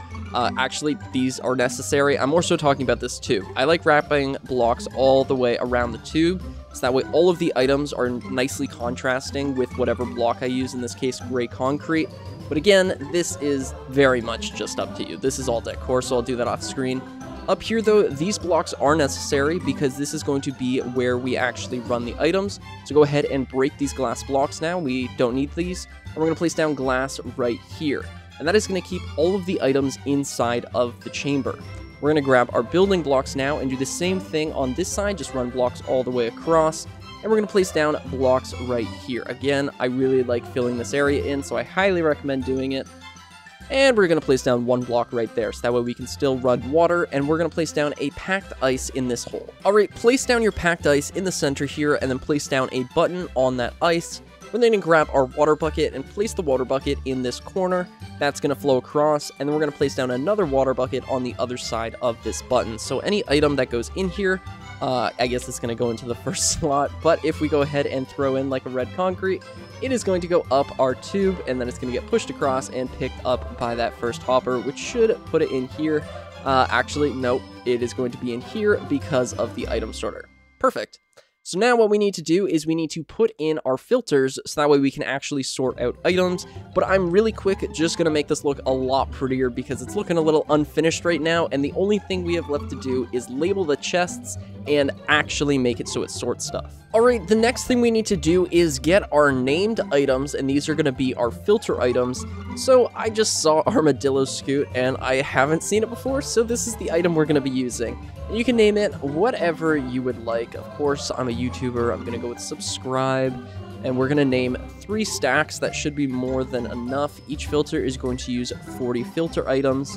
And then we need to rename this one as well. Subscribe. Scrubby. Nope. Subscribe. There we go. Did I? Okay, good. They're all the same. Okay, what we're going to do is I have sorted these out to diamond, gold, emerald, amethyst, and quartz. So we're going to go into the first one here. This is diamonds. We're going to go ahead and drop in 10 of our filter items in these last 4 slots. Just like this. One more. There we go. And then grab our diamonds and go 1, 2, 3, 4, and 5. If I go ahead and put in 6, you'll see that 1 gets taken out, and that is either going to be in that hopper or it's going to be in our chest. It's in our chest. Absolutely amazing. So now we need to do this for the rest of these chests, so gold, emerald, amethyst, and quartz. And then once I am done that, I will show you this entire thing in action, and it is quite awesome. And now that I've filled the filters, we are absolutely done with these filter items. Go dig yourself a hole and drop these in here, because the last thing you want to do is put them inside of your sorter, because that would destroy the entire thing. So please never ever use those items again. And I guess we can finish it off and fill in the roof. And just like that, we now have a completed item sorter. If I go ahead and drop in all of our items, we should have 59 of each of the items that we're sorting. And I'm also going to throw in a stack of redstone torches. So when it's all said and done, we should have 59 of every item and then 64 torches in the remaining chest. So I'm not going to sit here and watch all the items flow, but as you can see, the item filter is really cool, or the item elevator is really cool. Yeah, I will cut to when it is all sorted. Sorry, I'm eating a candy. It's almost done, though. So these torches are flowing through. If I go and check in the diamonds, you'll see 59, gold, 51. Oh, what? Oh. No, that makes so much sense. The items were flowing into the dropper faster than they were getting sorted. Okay, I don't even know if this thing... Oh, there we go. Okay, I'm gonna take a deep breath. It worked exactly as it should. The items were getting sorted. The items were going into the dropper faster than they were getting spit out, so they were not coming out in order. There we go. That is the final thought. Here we go. 59 diamonds, 59 gold, 59 emeralds, 59 amethyst, 59 quartz, and 64 redstone torches. Alright, that is everything done. That is the entire item sorter. And I hope you guys enjoyed this video. It was actually kind of weird to make. I'm kind of all over the place. I don't know if this is a good thing or not, but it was kind of fun to make. And, yeah. This is the item sorter. I hope you guys enjoyed. World download will be on my Discord. And please consider subscribing and leaving a like. My name is 1UpMC, and I'll catch you guys in the next one. This is the easiest melon and pumpkin farm for Minecraft Bedrock. And as always, there'll be a world download in the description.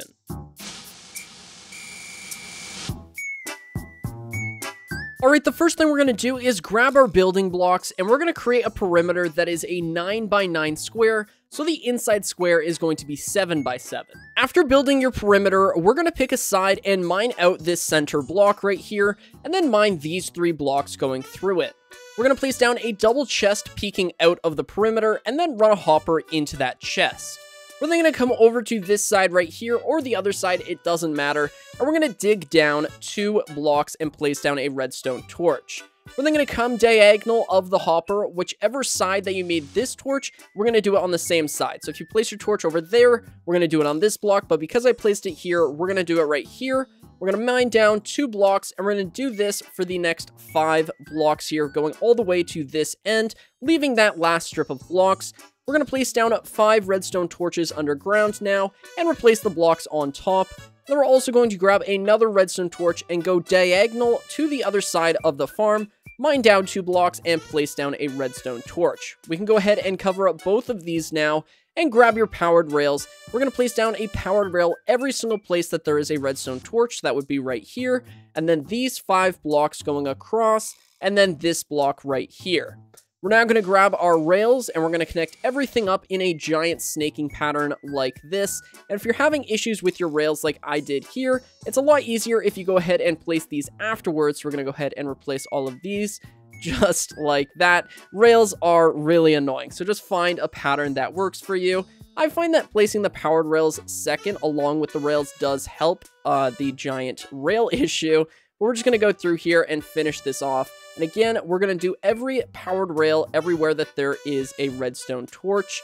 And again, it's easier if you do it all in one go. So that's our final powered rail right there. And snake it back, and we're going to place down a final powered rail right here so that our minecart hopper travels under every single one of the blocks that are going to be above these rails. All right, grab your stairs now, and we're going to place down a stair on every single one of these off branches. So the center block and then right beside it. So we're going to do it over here as well. This is the center, stair here, stair here.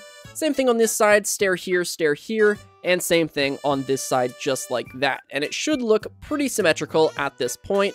We're going to grab our blocks now and fill in the rest of this layer going all the way across to make this entire thing 2 blocks tall, just like this. And if you want to go ahead and hide off this chest and all of the rails and stuff, all you have to do is place down an upside down stair right here, and then it is completely invisible. But for right now, we're actually going to leave this open because we need to be underneath of everything. All right, this next part is probably the most annoying part of building this farm. We're going to come over to one of these walls, place down 2 temporary blocks right here, then grab your piston and place an upside down piston just like this on the edge. You can go ahead and break your temporary blocks now, and then we're going to use temporary blocks to create spaces in between these pistons just like this. We're going to do it for the entire farm, creating a checkerboard pattern of pistons. And the reason we have to place down temporary blocks is because, unfortunately, observers and pistons face in the opposite direction. So we can't just do it one way. We have to get to both sides of the farm. So we're going to do this with temporary blocks until the entire pattern is done. And after completing the checkerboard pattern, we can now get on top of these pistons, break all of our temporary blocks, and place down observers looking downwards so that way the red dot is visible to you up here. And we're going to do this again for the entire checkerboard pattern. And after placing down your observers, we're going to place down blocks on every single one of these pistons and redstone dust on every single one of these observers. And once you've placed down all your blocks, redstone dust, observers, and pistons, this is what it should look like. It is quite the pattern, and it does look pretty cool. But now what we're going to do is we're going to go ahead and place down our dirt inside of the farm. So we're just going to go across and place it all the way in here. Now that we have all of our observers and pistons in place, we really don't need access to this point anymore. So again, we're just going to go all the way across. Make sure that you can get to your opening though, so don't lock yourself in. And then once we're at this point, we're going to grab a minecart hopper, place it down, and just simply run into it, so that way it starts on its journey of gathering all of the melons and pumpkins. We can now place down our last dirt block, and we can also place down a block right here, and we are also going to place down a stair right here, that way we don't see the minecart hopper. Now what you can do is create an infinite water source somewhere in the area, that way you don't have to use a bunch of buckets. Go ahead and grab your water, place it down in one of these stairs, and then we are going to do this for the rest of the stairs. And the last step to this farm is tilling the soil and placing your seeds. So for every observer, we're going to till the soil underneath of it, and we're going to do this for the entire system once again. And on every tilled piece of land, we're also going to plant a seed. Don't get alarmed by these pistons pushing down. That is just how it's going to break the melons and pumpkins later. And I would also recommend bone mealing all of these because these do take quite a while to grow. And then once it is all said and done, this is what it should look like. This is the final farm. One more thing that you could do is add a glass layer or a glass rim going all the way across here. That way none of the melons or pumpkins fall out of the farm. But that really shouldn't happen anyways. They should stay relatively in the same place. As you can see, the minecart hopper just picked up those melons, and if we take a look in here, you'll see that the melons have been deposited into the chest. But yeah, this thing is chopping away. It did some just there as well, and those melons have now been dispensed into the chest. But this is a really awesome AFK farm, and if you're having any kind of super base, having this in the area is going to do you absolute wonders, especially if you have a bunch of farmer villagers that you can then trade these melons or pumpkins for emeralds. Alright, that is going to do it for today's video. I hope you guys enjoyed this one. If you did, then be sure to subscribe and leave a like. My name is 1UpMC, and we'll catch you guys in the next one. This is the easiest nano crop farm for Minecraft Bedrock, and as always, there will be a world download in the description.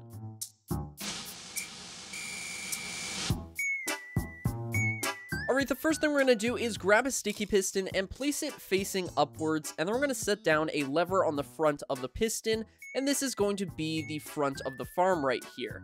We're then going to grab an observer and point it so that the face is looking away from the lever, so the face is on this side. Then we're going to place down a block in front of that observer, and then set down an observer on top of that block, so that way when we press this lever, they are going to look at each other, and it's going to create a nice little redstone clock. Next, you want to grab another sticky piston, and we're going to place it diagonal to this one right here. Place down a dirt block next to this sticky piston, and we're going to grab a glass block, place it next to this sticky piston underneath of this block, and then fill the rest of the area with normal blocks. That way we are completely containing this sticky piston so that we can waterlog it, so that way we can till this soil and it stays hydrated. Next, you want to grab a dispenser, and we're going to place down a dispenser on top of this sticky piston, on top of this block, and then we're also going to place down a temporary block right here and place a dispenser pointing downwards, so that you have 3 dispensers all pointing at this one dirt block. Go ahead and break your temporary block now, and we're going to come around back, place down a block right here, as well as a block here, here, and here, and then we're going to go ahead and grab our redstone dust and just connect it all up like this. Now that is the entire thing done, all we have left to do is to till the soil and fill this with bone meal. Alright, I've gone ahead and tilled the soil, it's now hydrated, I filled these dispensers with bone meal, I also grabbed some seeds and put myself in survival. So what we're going to do is just simply turn on the farm like this, it's going to go ahead and it's going to start the clock. Bone meal is going to be shot out, and this block is going to be constantly moving. That way the crops are immediately destroyed. So as you can see, all you have to do is hold down the place block button, and you will immediately get crops as you're seeing here. And this thing is infinitely regenerable. Obviously you need bone meal, but it is just giving us all of the crops. And it works with all 4 of these crops here. We've got beetroots, wheat, potatoes, and carrots. But yeah, even the potatoes, you can see we're getting extra potatoes there, and same with the carrots. So this thing is super awesome. It is a gem. It's super useful, especially if you're trying to do an iron farm or something and you're trying to breed some villagers. This is just a super simple way to get a ton of crops super fast. Alright, that is going to do it for today's video. Hopefully you guys enjoyed this one. If you did, then be sure to subscribe and leave a like. My name is 1UpMC, and I'll catch you guys in the next one. This is the easiest automatic potion brewer for Minecraft Bedrock, and as always, there will be a world download in the description.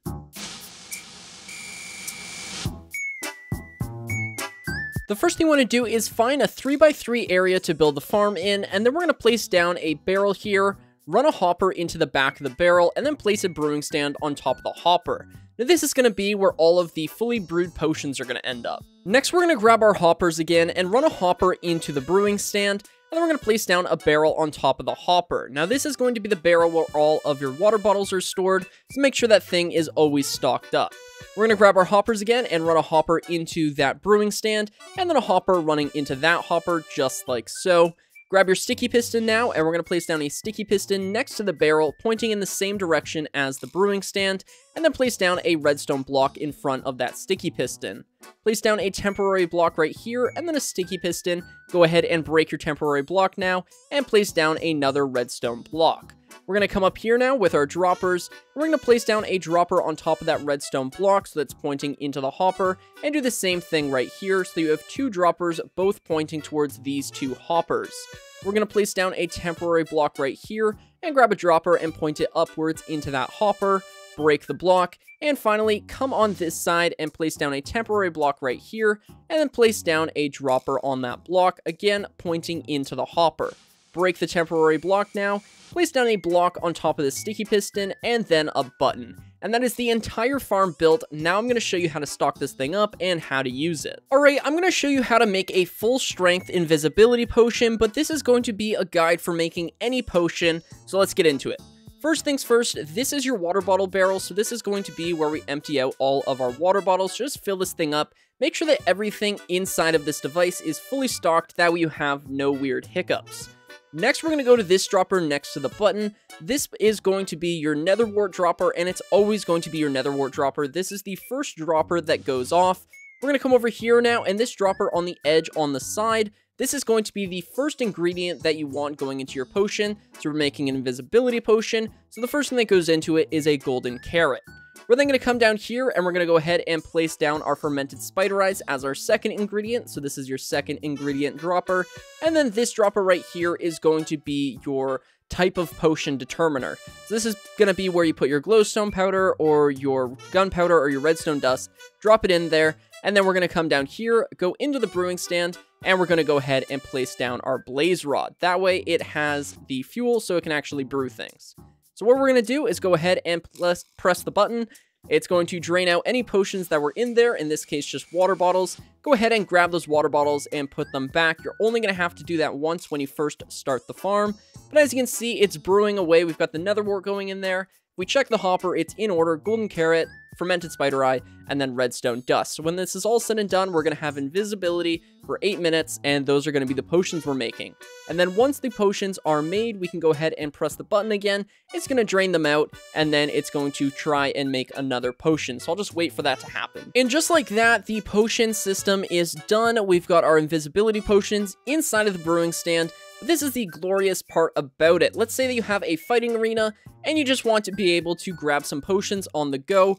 All you're going to do is go ahead and press this button. It's going to automatically empty out all of the potions, and it's going to start making new ones. So it's going to refill itself.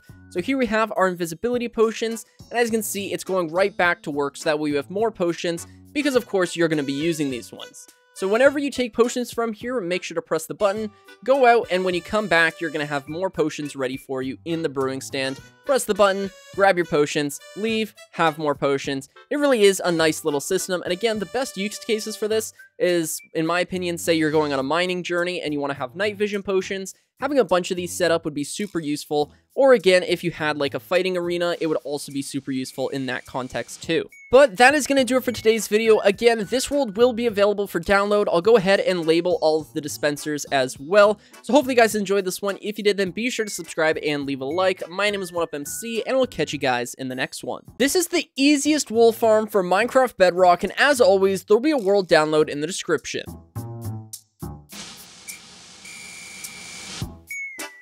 The first thing you want to do is mine out a block and then place down an observer looking at the block you want the sheep to be on. We're then going to set down a redstone dust right here, and then we're going to place down a dispenser on top of the observer. We're then going to mine down 3 blocks in front of the dispenser and then mine over 2 blocks so that we have a 3x3x1 wide hole. We're going to throw down a double chest at the bottom there, and then run a hopper into that chest. The next thing you want to do is place down a rail on top of that hopper, and then place down a minecart hopper on top of that rail. We're then going to set down 2 blocks right here. This block has to be dirt. This block can be whatever you would like. Then we're going to set down a ladder on this block and a trapdoor right here. That way you can open this up and get down into the storage area where all of the wool is going to be, and then you're not trapped down here. So go ahead and close that up now. We're going to place down a block on top of the dispenser, and then place down 2 glass blocks on both sides of the dispenser like this, and now we need to get a sheep in the center block here. Okay, so using wheat, we're going to lure a sheep over to the farm, and then we're just going to nudge him into the hole. Now this is going to take a minute just because of the collisions, but there we go, I lined it up perfectly on that one. So now the sheep is inside of the farm. We're going to quickly switch over to our glass and build up, and he is now trapped. So we're going to place down a slab over top of him now, just so he's covered by the rain. We're going to keep him nice and comfortable. But as you can see, we went ahead and threw a pair of shears into the dispenser. This is extremely important. You need shears in the dispenser, so that way when he eats the grass, he is going to get sheared, and all of the wool is going to end up inside of this chest. Alright, that is going to do it for today's video. I hope you guys enjoyed this one. If you did, then please do subscribe and leave a like. And if you haven't already, go ahead and check out my second channel. My name is 1UpMC, and I'll catch you guys in the next one. This is the easiest AFK Slime Farm for Minecraft Bedrock, and as always, there'll be a world download in the description.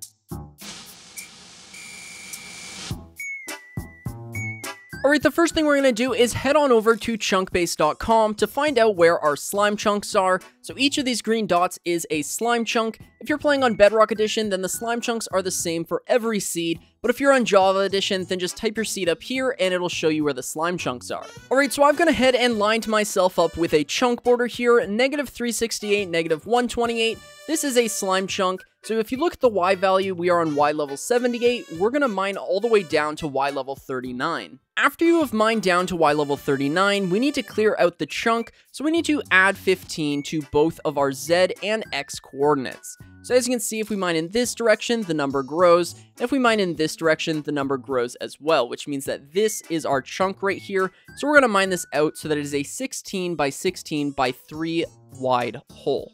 Alright, after clearing out the chunk, this is what it should look like. It's just a 16 by 16 hole right now, so not much to look at. But we're going to come across from our ladder hole here, and we're going to place down a torch on this second layer on this block, again across from the ladder. We're then going to count over 5 blocks from the torch, so 1, 2, 3, 4, and 5. Place down a torch, and we're going to do that for this wall and this wall. And once you're done, this is what it should look like. Don't worry about the dark spots. Mobs only spawn in a light level of 0, so this is completely okay. And don't place down a torch on the ladder hole because we're about to place down our ladder. So we're going to place down our ladders going up, and we're going to go all the way to the surface. After building the ladder, we're going to come over to the wall again, and we're going to count over 8 blocks. So 1, 2, 3, 4, 5, 6, 7, and 8.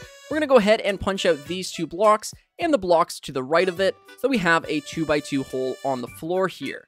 We're then going to clear out these other 2 blocks, along with these 2 blocks temporarily. We're going to place down a fence in the front. Grab your snow, place down 2 snow right here, and then a carved pumpkin on top. Go ahead and fill in this hole now, just like that, and cover up these 2 blocks with upside down half slabs. So that is going to be how we agitate the slimes to come over into the kill chamber.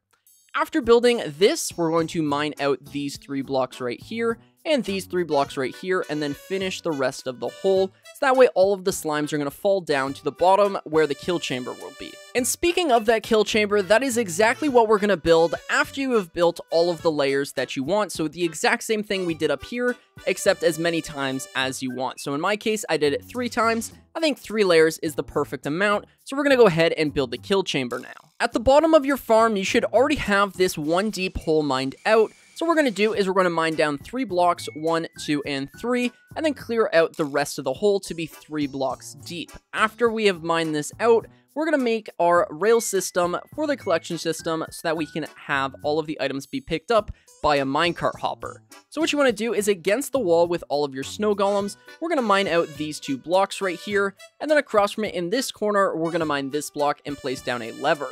Go ahead and activate that lever, and then grab your rails, place down 2 rails right here, and then we're going to continue this into a swivel pattern. Once they connect up like this, or if they connect up like this, go ahead and break this rail and this rail, and then just continue with your pattern. Go ahead and replace that rail now, and you should be left with this. We're going to place down a powered rail right here, which is already powered by this lever, and then over here is going to be our AFK room. The next thing you want to do is you want to come over to these 2 blocks right here, and we're going to place down a marker block, so basically any block that isn't going to blend into stone. So I'm going to replace this block with a magma block, and then we're going to come over to our ladder here, mine down by 5 blocks, 1, 2, 3, 4, and 5. Then we're going to mine over 2 blocks, 1 and 2. Then we're going to mine in this direction, so the direction of our farm, and we're going to mine over until we find that marker block, which should be any minute now, and here it is. So this is going to be where our double chest goes, so we're going to break our marker block and this block, place down a double chest, and then mine over 1 block as well. We're then going to clear out this area, so we're going to mine over by 2, and just clear out 5 blocks in this direction, so we have a nice little AFK room, just like that. Next, we're going to break this block right here, and this block. Go ahead and place down a lever on that block and turn it on. Place down your powered rail now, so that way the minecart can bounce back and forth between those 2 powered rails. We're going to replace the block right here just to cover up that lever, and we're going to break these 2 blocks temporarily. We're going to jump up here, remove these 2 rails and these 2 blocks, and run 2 hoppers into that chest. We're going to grab our rails again and place down 2 rails going over top of those hoppers.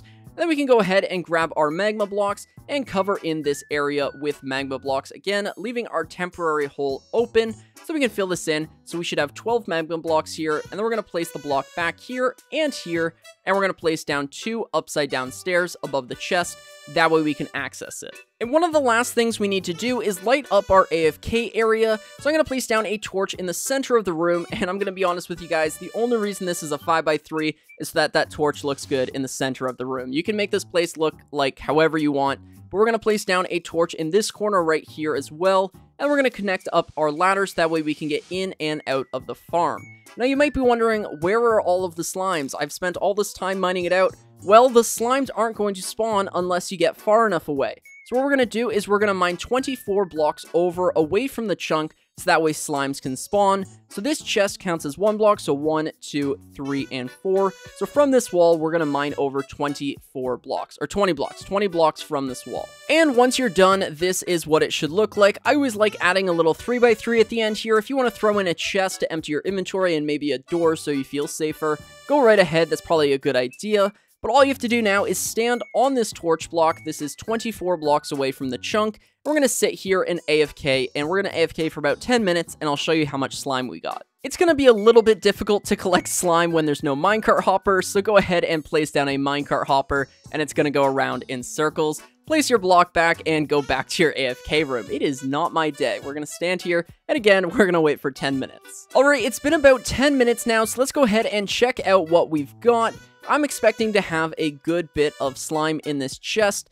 So as you can see, it's been about 10 minutes. We have just over 3 stacks of slime. And if I do my math right, 3 times 6 is 18 stacks. So you are going to get about 18 stacks of slime per hour. That is an absolute insane amount of slime. Nobody needs that much. So as you can see, we do have slime spawning up here.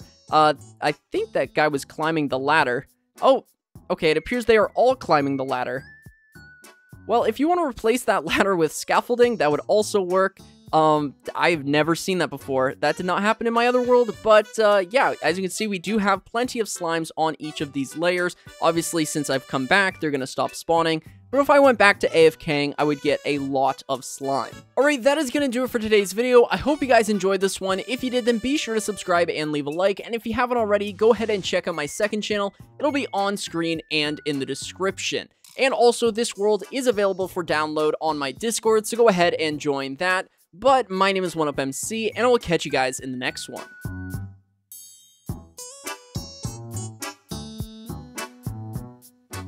This is the easiest Kelp XP farm for Minecraft Bedrock, and as always, there will be a world download in the description.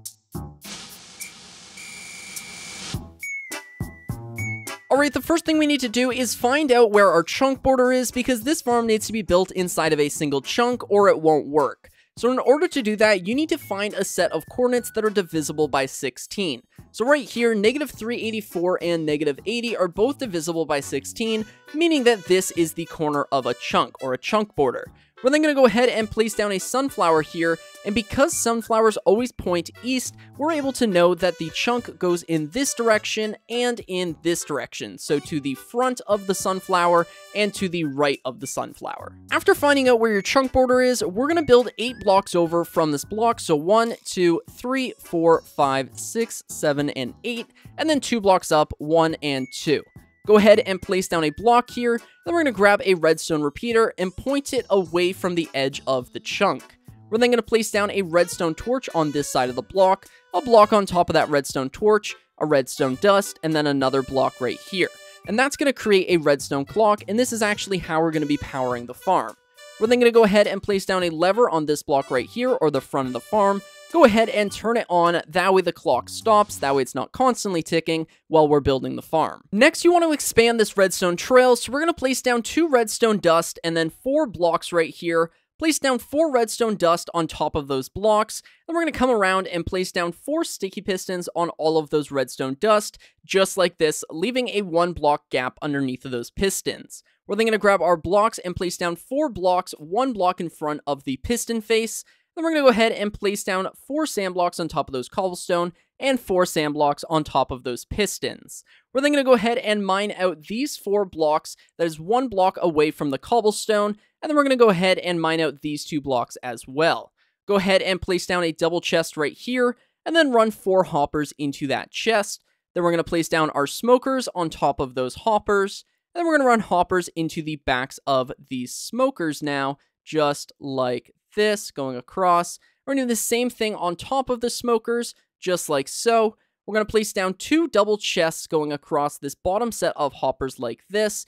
Then we're going to go ahead and place down 4 double chests going across each and every one of these top hoppers, and then run hoppers into each of these chests.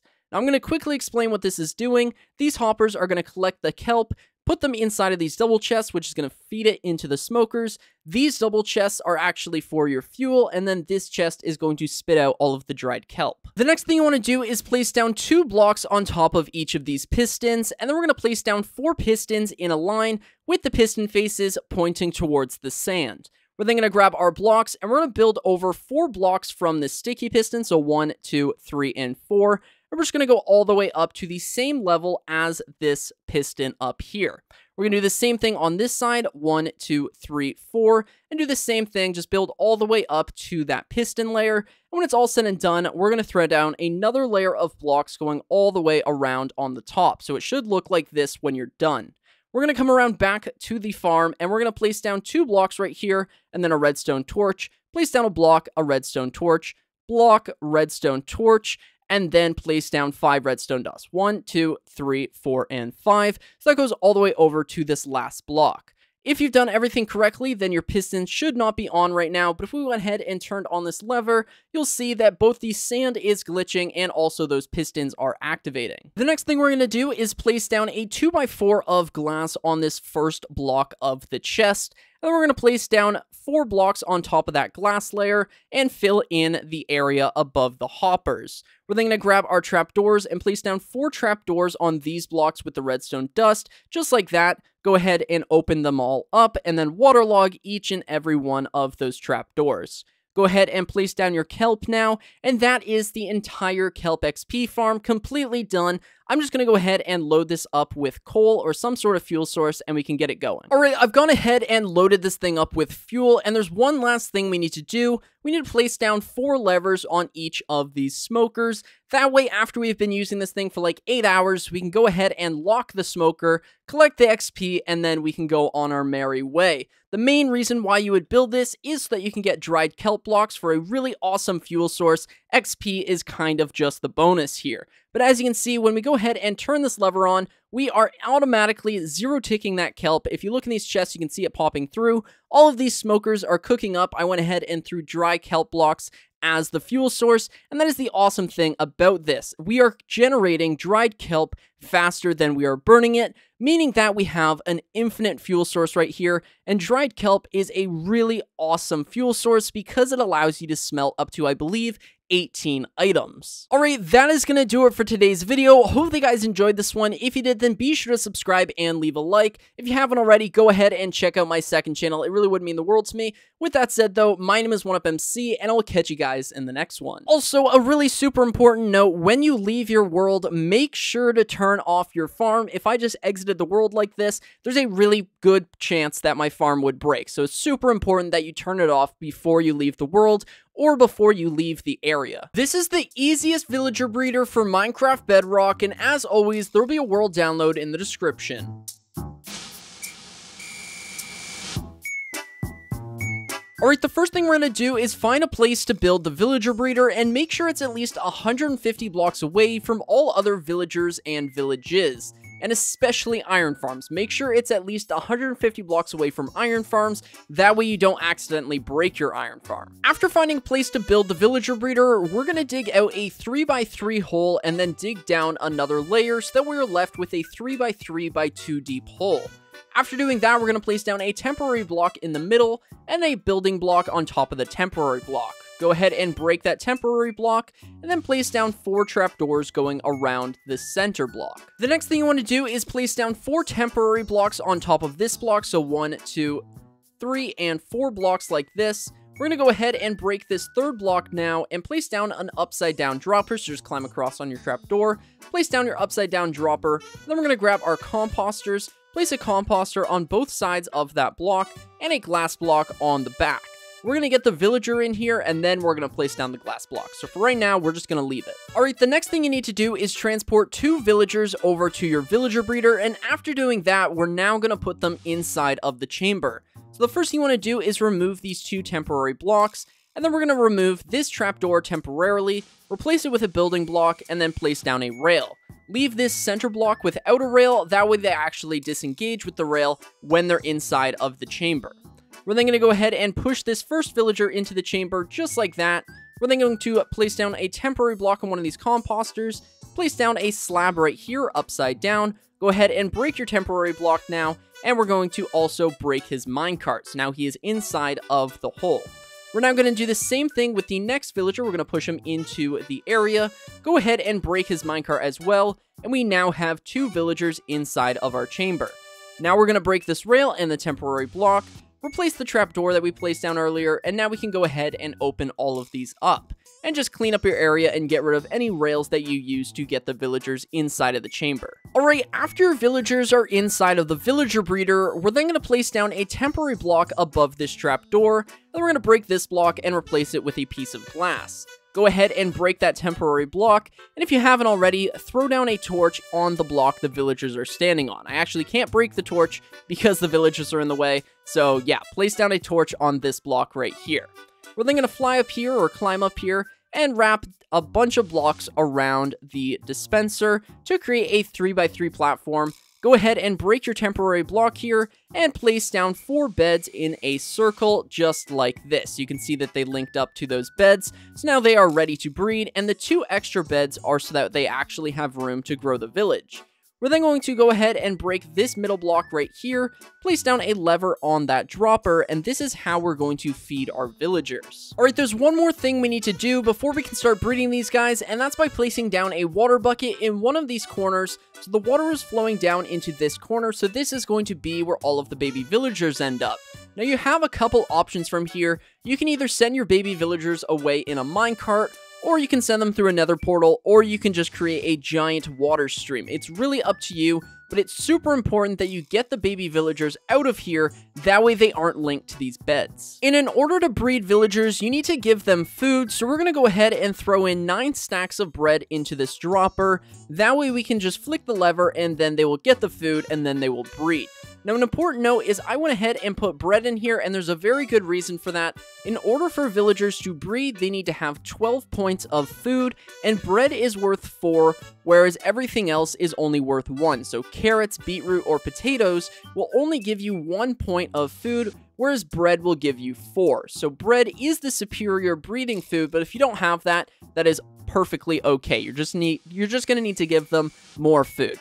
So all you need to do is go ahead and flick this lever repeatedly, that way they collect the food, and if you wanted to automate this with some sort of like redstone clock, you very well could, but as you can see, they are now trading the bread, and in a minute you're going to see the love particles, which means that they're breeding, and then we'll have a little baby villager pop out. He's going to walk off the trapdoor, and then we can go ahead and send him away. Alright, as you can see, they are now breeding, so any minute now we are going to have a baby villager pop out. You're going to see him spawn at their feet, and then he is going to walk off relatively quickly, and there we go, he actually just got shot right out. So we have got a baby villager here, and if they still have enough food, they're going to breed again because there's still an empty bed, so that way we can have 2 villagers, and yeah, as you can see, I gave them enough food. They're going to make a second baby villager, and then this is going to be maxed out, so that is the limit for baby villagers or villagers that you can have inside of this villager breeder. So in order to have more villagers spawn, we're going to need to go ahead and get these guys out of here. And the easiest way to do that is just doing a little of this, and don't run away. It's fine, I promise.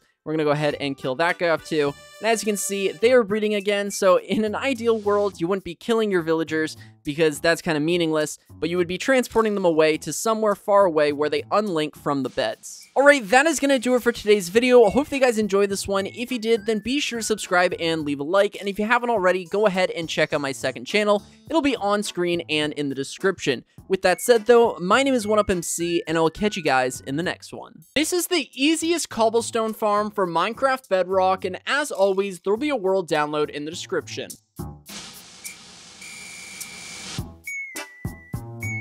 The first thing you need to do is grab your chests, and we're going to place down 4 double chests in a line like so. Grab your hoppers and run 4 hoppers into those chests. We're then going to grab our blocks, and we're going to go to the front of the farm, place down 3 blocks like so, and then place down blocks going all the way to the back side of the hoppers. Next, what we're going to do is place down 2 more blocks right here, and then we're going to place down 2 blocks on this side, 2 blocks right here to create a 1x1 hole in the center. So this is going to be where we stand when we use the farm. Go ahead and place down a sign in that hole now, and then grab your stairs, and we're going to place down 4 stairs next to those hoppers, and we're also going to place down 4 upside down stairs over top of the chest. That way we can still open them. After doing that, we're going to come to the back, build up by 2 just like that, and then create another layer like so. Go ahead and fill in those stairs with water, so waterlog them, and then place down 4 lava blocks in every single one of those holes, and just like that, we now have a cobblestone farm. Alright, I've gone ahead and put myself into survival mode, and I also grabbed myself a very nice pickaxe, a netherite pickaxe, efficiency 5, unbreaking 3, and mending 1, and that is exactly the pickaxe I would recommend to you. If you want to mine the stone and actually collect stone, then go ahead and use a silk touch pickaxe. But all you have to do is stand right up close, and we're going to look ahead and just go ahead and hold down the break block button. You are never going to break that last block at the back of the farm. You can't reach it, so don't worry about that. But as you can see, we are getting plenty and plenty of cobblestone and stone. So again, if you wanted to use Silk Touch, then you could have a pretty nice stone farm as well. And while those items might look like they are burning, they're actually not. All of those drops are ending up inside of these chests. So as you can see, we've got tons and tons of cobblestone. So yeah, this thing works super well. Alright, that is going to do it for today's video. Hopefully you guys enjoyed this one. If you did, then be sure to subscribe and leave a like. My name is 1UpMC, and I will catch you guys in the next one. This is the best gunpowder farm for Minecraft Bedrock, and as always, there will be a world download in the description. Alright, the first thing you need to do is find yourself a witch hut, and the easiest way to do that is by going to chunkbase.com. I will leave it linked in the description, and what you're going to do is type in your seed, and then you'll find a witch hut. After doing that, we're going to go ahead and kill off this witch right here. That way he's not disturbing us, and we're also going to go ahead and unfortunately have to kill his black cat as well. After doing that, we're going to come inside of the witch hut, and we're going to place down a block right here in the center of this 3x3 of open space, or 1 block away from the crafting table. After doing that, mine out these 3 blocks in the corner, place down some building blocks here, and then we're going to go ahead and tear down the entire witch hut. After tearing down the witch hut, you should be left with something that looks like this. Now what we're going to do is come under here, complete the 2x2 square, and then we're going to place down a glass block above this block. Go ahead and break this block now, and then we're going to grab our blocks again, and just wrap around our 2x2 to make it into a 4x4. Like this. Just to make the process of building this a little simpler, clear out a 6x6 by 2 block hole underneath of the farm, like I have here, and then we can continue building. Next, you want to determine where you want all of your drops to end up. So I want all of the drops to end up at this side of the farm, so I'm going to count over 1 block here, so 1, and then on this block below it, I'm going to place down a piston, so make sure that is lined up, and that is going to be the start of our trident killer.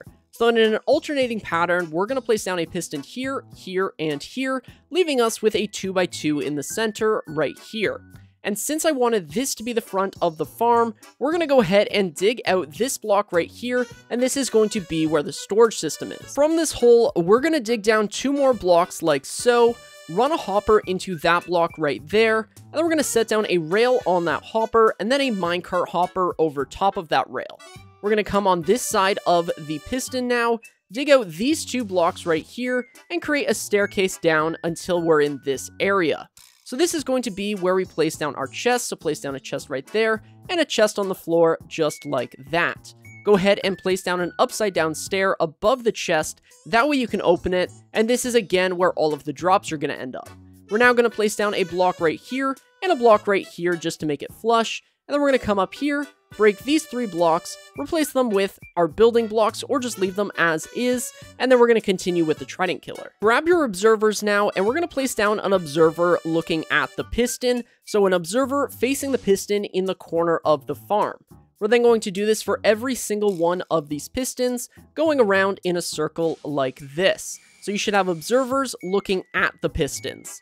From there, we're going to grab our observers again and place down an observer that is looking at that observer. So that way, this piston's going to update, that observer's going to see it, this observer is going to see that this observer updated, which is going to make this piston fire, which is going to create a giant clock going all the way around. So let's do it for the rest of the farm here now, just like this. And we're going to go ahead and get it started by placing down a lever on this piston, push it on, you're going to see it does a clock, and when we go ahead and turn the lever off, it's going to just continuously cycle.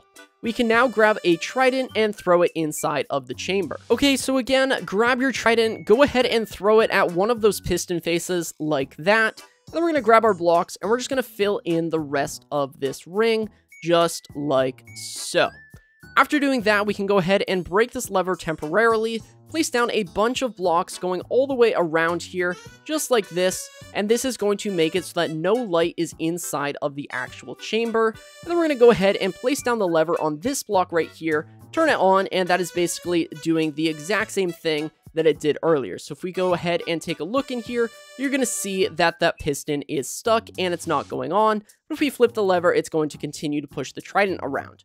Speaking of breaking these blocks, we're going to go ahead and break these other two blocks here, leaving just the block with the glass above it, and this is going to be the spawn spot for all of the witches. Next, you want to grab your blocks, place down 2 blocks right here so that we're at the height of the glass block, and we're just going to continue around like so, going all the way around the farm to fully encase this area. After doing that, we're going to grab our blocks again, create a 4 platform up here, a 2x2, and then it's going to make it so it is completely dark in there. And we don't want anything spawning on top, so we're just going to grab some leaves and throw down some leaves on the top here, covering this entire 4x4 section. We're going to grab our scaffolding now, and we're going to place down 3 scaffolding, 1, 2, 3, and that is going to bring us to line with where the witch is spawning, which was going to make us place down 24 more scaffolding, going right the way up. So 1, 2, 3, and so on. I've just realized it might be a little bit difficult to tell whether the farm is on or off, seeing as we can't see inside of the farm. So I've gone ahead and thrown down this silly little sign that says whether it's off or on. So right now it's off, now it's on, off, on, all that fun stuff. If you don't have the resources for a redstone lamp, this will work, but if you do have a redstone lamp, just break the sign, place down a redstone lamp, and you know that the farm is currently off if the light is on, and if it is off, then the light is going to be, or if it's on, then the light is going to be off. It's backwards, so it's opposite. Light on, this means the farm's off, light off, then it's on. Hopefully that made sense. The last thing that we have to do is build our AFK room. So right up here on the 24th piece of scaffolding, or I guess the 27th piece, we're going to go ahead and build out a little 3x3 platform with that scaffolding in the center there. We're then going to build up 3 blocks, so 1, 2, 3, and just fill in all of these walls just like this, going all the way up. And then at the top here, we're going to throw in a barrel just so that you can empty out your inventory for a worst case scenario. You don't want to be losing your netherite armor and all of that fun stuff. So just go ahead and dump it all in here. But that is going to be it for building the farm. I'm just going to show you how to use it real quick, and then we're done. Okay, so currently the trident killer is off because the redstone lamp is on, meaning that we're going to flip this lever, and that is going to mean that the trident killer is now on and this farm is active. As you can see, we already have some drops flowing in just because I was way up here, and these are going to be a lot of witch parts, but of course gunpowder is going to be a drop. This thing is actually about as efficient, if not more efficient, than most creeper farms. This thing will get you about 8 stacks of gunpowder per hour while you're holding a looting 3 swords. That is super awesome. This is going to give you plenty of fireworks. But yeah, as you can see, this thing's working well. We're just going to go up here, AFK for like 10 minutes. I'll go ahead and get a looting 3 sword, and we can check out the rates. Alright, it's been about 10 minutes. I set a timer on my phone, so let's go down and check our rates here. And since I'm in creative mode, I'm just going to fall down here. And actually, if you wanted to just create a little bit of a water pile here, that might be a good idea as well. So, as you can see, we got about a stack, just over a stack of gunpowder and sugar and glowstone, sticks, spider eyes, instant health potions, empty bottles, and redstone dust. So as you can see, quite a healthy amount of drops here. And that's the awesome thing about witch hut farms, is that you get a bunch of other drops, and you get plenty of gunpowder. So that would mean that we have got about 6 stacks of gunpowder an hour, a little bit over there. So yeah, this thing is incredibly efficient. It's so simple, way easier to build than a creeper farm, and it makes a ton of gunpowder, and it's actually reliable because this is literally just a spawning mechanic. It's not like you're trying to spawn things in the dark and have them walk off a cliff. It's literally just, as soon as a witch spawns, it gets immediately killed. It's super awesome and super easy. So again, there is a world download in the description if you want to download this world. Alright, that is going to do it for today's video. As I said earlier, this world will be down in the description, available for download. And if you haven't already, go and check out my second channel. It'll be linked in the description, and it'll be up on screen in a minute here. But yeah, thank you guys for watching. I apologize for my voice. I had a couple voice cracks here and there. I am currently getting over a sickness. I don't know what it is, but it's getting better, so that's a good thing. But yeah, hopefully you guys enjoyed. If you did, please consider subscribing and leaving a like. My name is 1UpMC, and I will catch you guys in the next one. This is the easiest Enderman XP farm for Minecraft Bedrock, and as always, there will be a world download in the description.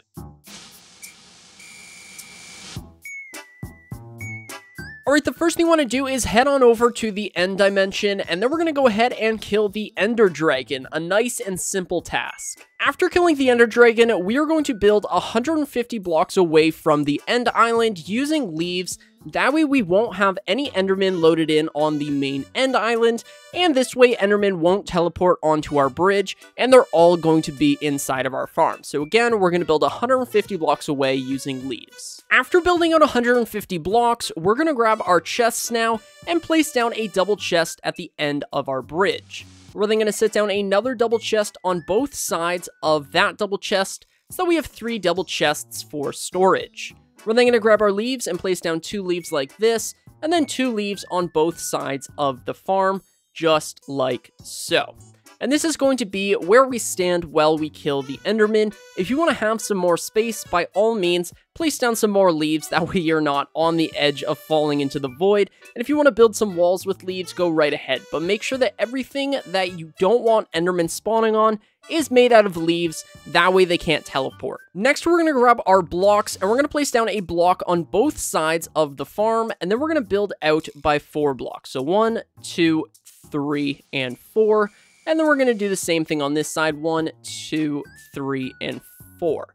We're then going to grab our hoppers now and run 3 hoppers into each of these double chests. And this is going to be where all of the Endermen are going to be killed. So all of the Ender Pearls are going to end up inside of these chests. The next thing we're going to do is place down 3 blocks in this hole at the back here. And then we're going to place down a block right here and a block right here. Leave this block open. That's going to be how the Endermen get in and out of the kill chamber. And then we're going to fill in the sides with blocks just like this. We're then going to do 2 more layers, so 1 and 2, and then do the same thing over here, so 1 and 2. We're going to leave this backside as is, nice and open, and in the front here, we're going to place down a row of blocks so that there's a 2-block opening for you to kill the Enderman. We're then going to grab our stairs and place down 3 stairs, just like so, over top of these chests. And then we're going to grab some leaves, and we're going to place a giant ring of leaves all the way around the top here, including the back side. We're just going to create a 3-block strip of leaves, leaving this side open again. With our blocks now, we want to build 20 blocks out from the back. So 1, 2, 3, 4, 5, 6, 7, 8, 9, 10, 11, 12, 13, 14, 15, 16, 17, 18, 19, and 20 blocks. So this is going to be the giant strip that the Endermen are going to run at you, and this is going to be where we build the spawn platform. So from here, we want to build 9 blocks out. So 1, 2, 3, 4, 5, 6, 7, 8, 9. And do the same thing over here. 1, 2, 3, 4, 5, 6, 7, 8, 9. And then over here, we are going to expand this out 18 more blocks. So 1, 2, 3, 4, 5, 6, 7, 8, 9, 10, 11, 12, 13, 14, 15, 16, 17, and 18. And then we're going to go ahead and create a giant square using these 2 corners and fill that platform in with solid blocks. So I'm going to use stone bricks, but you can use whatever block you would like. Let's go ahead and connect this up. And what we're going to do now is fill in this platform. So this is a 19 by 19 platform, in case you want to double check. And after that, you should already have some Endermen spawning on your platform. The only thing left to do is go ahead and place down carpet on top of all of these hoppers. That way none of the XP gets trapped inside of the hoppers, and it all makes its way over to your player. But as you can see, there are so many Endermen spawning on that platform. This is absolutely ridiculous, and that's because we are so far away. This is the only available spot for them to spawn, so all of the Endermen are going to spawn inside of our farm. So let me head over into game mode S. Alright, in survival mode now, and I am looking at the wall to avoid aggravating them, but that is exactly how this farm is going to work. So just stand on this chest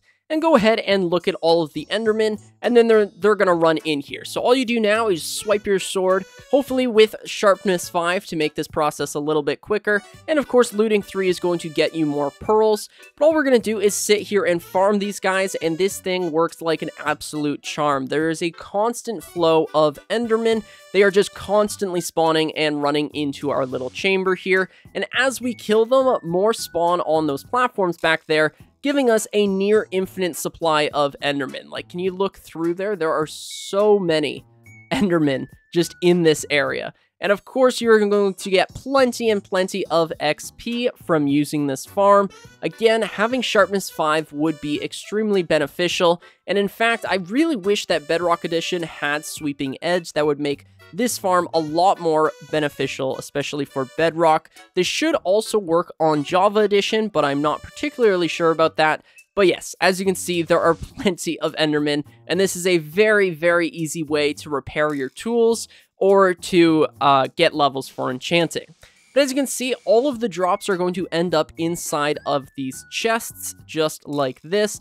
And as you can see, I backed up there, and luckily I was in line with the bridge, so I might want to make this area a little bit safer. Perhaps adding some like staircase here, or barriers, or walls, or whatever they are, guardrails, just like this, nice and simple, and not a whole lot of work. And just like that, this farm is so much safer. There's plenty of ways that you can modify this to make it your very own. Alright, that is going to do it for today's video. Hopefully you guys enjoyed this one. If you did, then be sure to subscribe and leave a like. If you haven't already, check out my second channel. It'll be on the screen right now and down in the description. Hopefully you guys enjoyed this one. My name is OneUpMC, and I will catch you guys in the next one. This is the easiest tree farm for Minecraft Bedrock, and as always, there will be a world download in the description.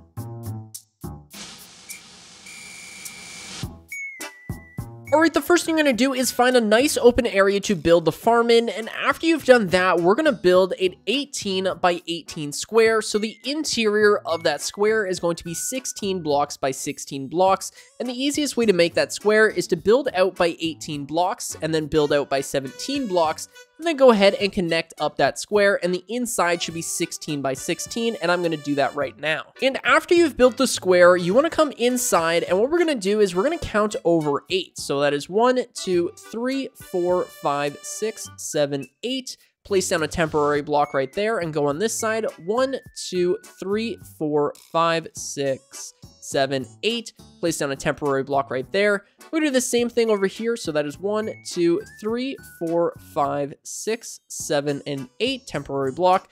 And just to make sure, 1, 2, 3, 4, 5, 6, 7, and 8. And place down a temporary block. So now we know where the center of the farm is, so we're just going to take these temporary blocks and build over into the center, doing this on both sides of the farm. Then go ahead and make a 2x2 platform, and then we can go ahead and get rid of all of these temporary blocks. After we've marked out the center of the farm, we need to decide where we want the front of the farm to be, meaning where we want the items to flow. So I want the water to flow down this way and have all of the items end up in this corner right here. So in order to do that, we're going to come over to where we place down this platform, and we're going to mine the blocks that are in line with the closest layer of temporary blocks. So we're just going to mine out this strip right here, and we're going to do the same thing on this side as well. But the awesome thing is that when we go over here and we place down some water on this back wall here, because this is going to be how we flow all of the items over, you're going to see that it goes right up to this ledge, and this is going to allow us to mine out this area of the farm without dealing with water.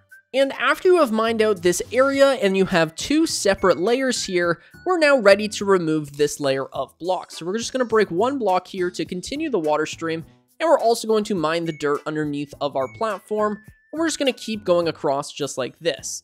Now, all of the water is going to flow over here except for where the platform is, but we're about to move that anyways. But on this 1 block strip, we're just going to break this strip going all the way across, and then whatever way you want your items to flow, we're going to place down a water source in the opposite direction. So again, I want my items over here. So we're going to come in this corner now, place down a water bucket, and on this last block right here, we're going to mine this block and then mine all of this dirt as well. We should be left with 1 block right here, and this is actually going to be where the hopper is. So we're going to remove these 2 blocks and then these 2 blocks. Then we have 3 blocks right here. Go ahead and mine out these 3 blocks. Place down a double chest, and this is going to be the collection system. And then place down a hopper running into that chest. And what you can do now is you can mine out these blocks right here, so these 3 blocks, along with this block so that you have access to the air.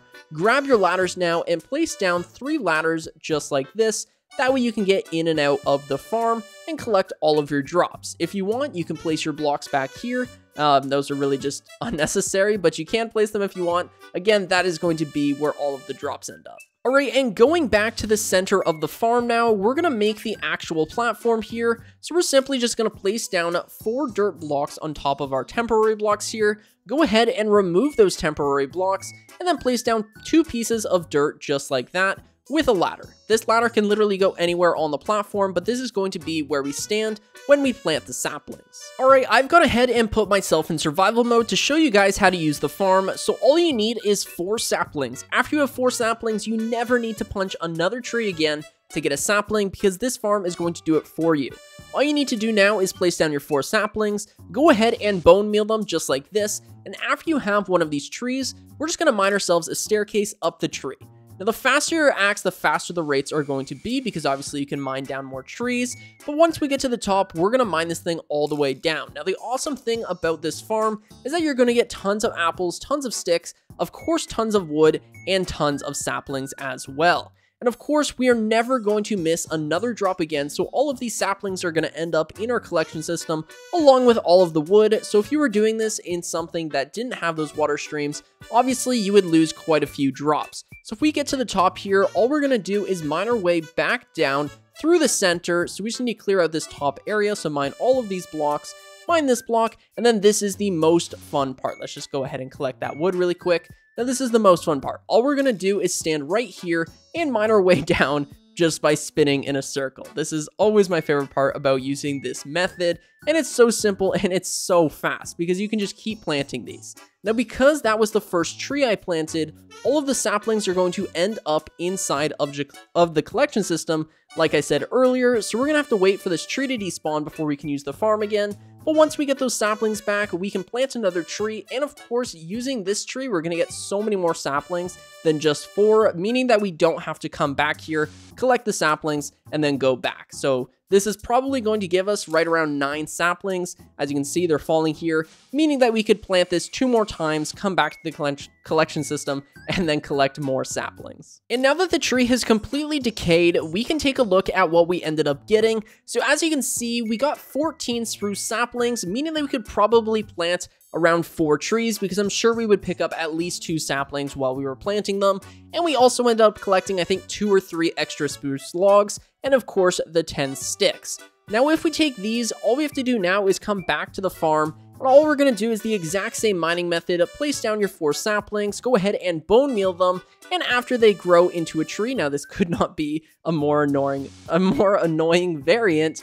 If we go ahead and mine it the exact same way, you might notice that I have an enchanted axe now with efficiency 5 and unbreaking 3. Now this is going to make it even faster to use, and of course, if you can afford it, a haste 2 beacon would make all the difference. You would practically be annihilating these things in probably half a second. That might be a little bit of hyperbole there, but yeah, as you can see, exact same mining method, it works just the same.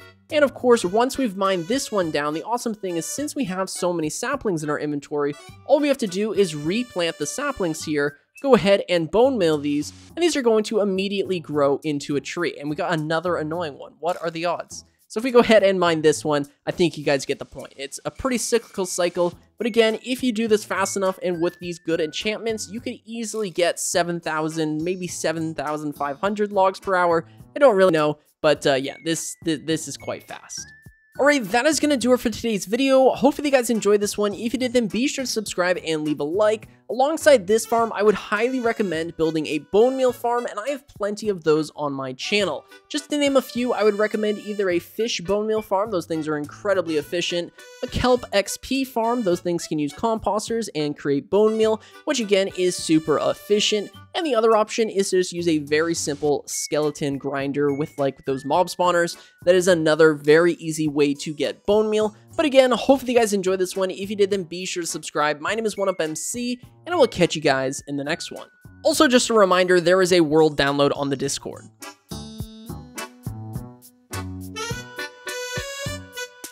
This is the easiest mob spawner farm for Minecraft Bedrock, and as always, there will be a world download in the description.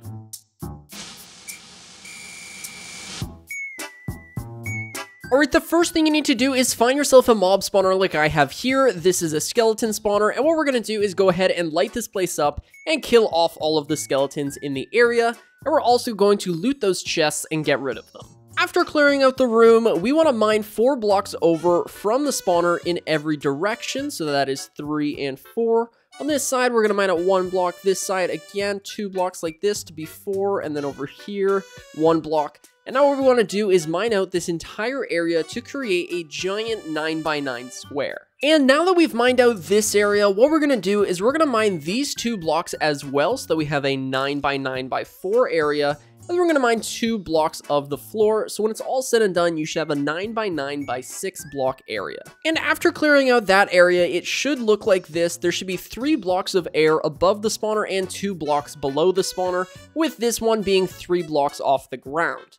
So what you want to do now is decide which way you want to send the mobs. So which way do you want to have your little kill chamber? In most circumstances, it doesn't matter, but if you do care, we're going to have the water stream flow towards this wall, and this is going to be where our AFK room is. So again, if you care, make sure you know which side you're building on. We're then going to go ahead and waterlog every single one of these blocks over here, leaving this strip empty. We're going to dig out all of these blocks now. We're going to place down a water bucket in this corner and a water bucket in this corner. And where the water streams meet at this single block right here, we're going to mine over until the water is flowing no more. So on this block right here, we're going to dig down 3 blocks. So 1, 2, and 3. Next, at the bottom of the hole now, we're going to mine over 1 block here and 1 block here, and then 2 blocks on this backside, and just clear out this area like so, and clear out the roof as well. And this is going to be a 3x3 AFK room. You can make this larger if you would want. I would recommend having at least a 5x5, so mine out 1 more block on this side, 2 blocks on this side, and 1 block on this side. Having a larger room is going to make this a little bit easier to build, and it's also just going to be a little bit nicer to use. That way you're not crawling all over yourself. But on this back wall here on the water stream, we're going to place the chest 1 block over and then another chest to make a double chest. Then we're going to go ahead and run a hopper into that chest. Now this is going to be where all of our skeletons end up, but if you're using a zombie spawner, that would be where all of the zombies end up. The next thing you want to do now is place down a block right here and a block right here, and then place down a slab on this block and a slab on this block. We're going to leave the front empty for right now. We are going to place blocks there, but this is a nice and easy way to get into the farm. So we're going to place down a temporary block right here, then we're going to swim up this water stream. Then what we want to do is place down a slab on the top of the spawner. So we're going to place down a block right here, jump up on this one, go ahead and break the torch. That's going to summon some skeletons. Place down your slab and then try not to die. Basically, just kill off the skeletons as they come. Break your temporary block, place down a block right here, and place down your slab. And just like that, we have a fully functioning mob farm. This thing is going to continue to shoot skeletons out, and all you have to do is sit here and grind with them. You're going to go ahead and kill them, collect the XP, and all of the drops are going to end up inside of this chest. If you want to make this a little bit better, adding a carpet right here would make it so that all the XP ends up traveling out of the hopper, and in fact, we're going to do that right now. And now all you have to do is sit here and kill the skeletons like earlier, but as you see, all of the XP is going to shoot everywhere, and that's going to make it a lot easier for your player to collect. If you want to make this a little bit easier, you could add a back wall here so then all of the XP is forced to come to you, and a couple modifications you could make to the farm to make it that much better would be 1, having an item filter so that way you don't collect all of this armor or smelt that down or something, or store it in a different area. That way we get all of the bones and arrows without having all of the non-stackables, wasting a ton of chest space. Another thing you could do is add a really simple trident killer, which would make this completely AFK-able. and that would also make it significantly better. But as far as this goes, this is a completely functional farm, and this is going to give you plenty of XP and plenty of drops. If you have mending on your sword, it's just going to be that much better. Or you could just craft a bunch of iron swords, nice and cheap, and that way, you know, you're not wasting your good sword durability. Alright, that is going to do it for today's video. One really big announcement, though, is I will be doing my first ever live stream here on this channel on Friday, November 10th at 6 p.m. EST. And it would really mean the world to me if you guys would stop by and check it out. Hopefully you guys enjoyed this video, though. If you did, then be sure to subscribe and leave a like. My name is 1UpMC, and I will catch you guys in the next one. This is the easiest wither skeleton farm for Minecraft Bedrock, and as always, there will be a world download in the description.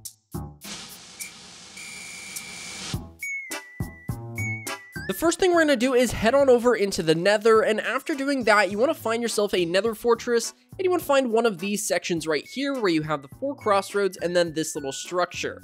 Now you might notice that there are quite a few mobs in the area, so I would recommend killing off all of these mobs and then building a wall in the surrounding area, that way you can't get attacked while you're building the farm. After clearing the area of mobs, we're going to go ahead and break this structure right here, so we want to level this all down so that it is nice and flat.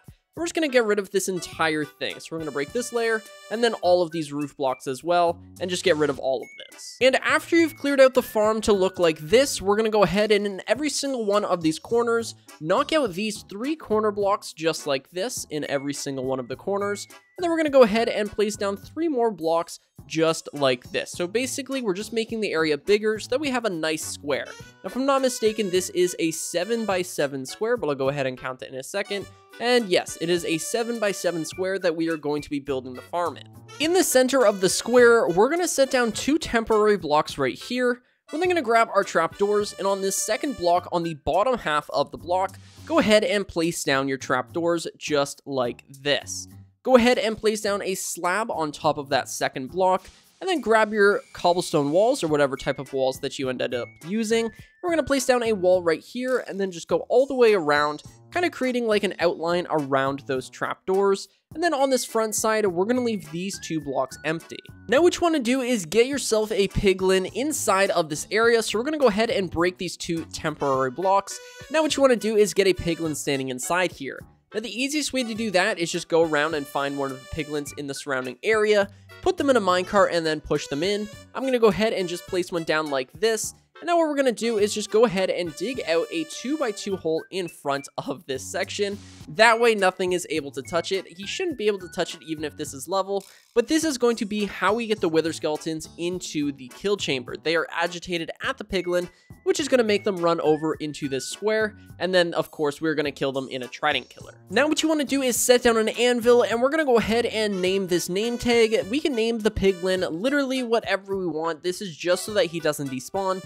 So I think we're going to name him Bob the Piglin. I think that just works. We're going to go ahead and place that on him. That way he doesn't despawn.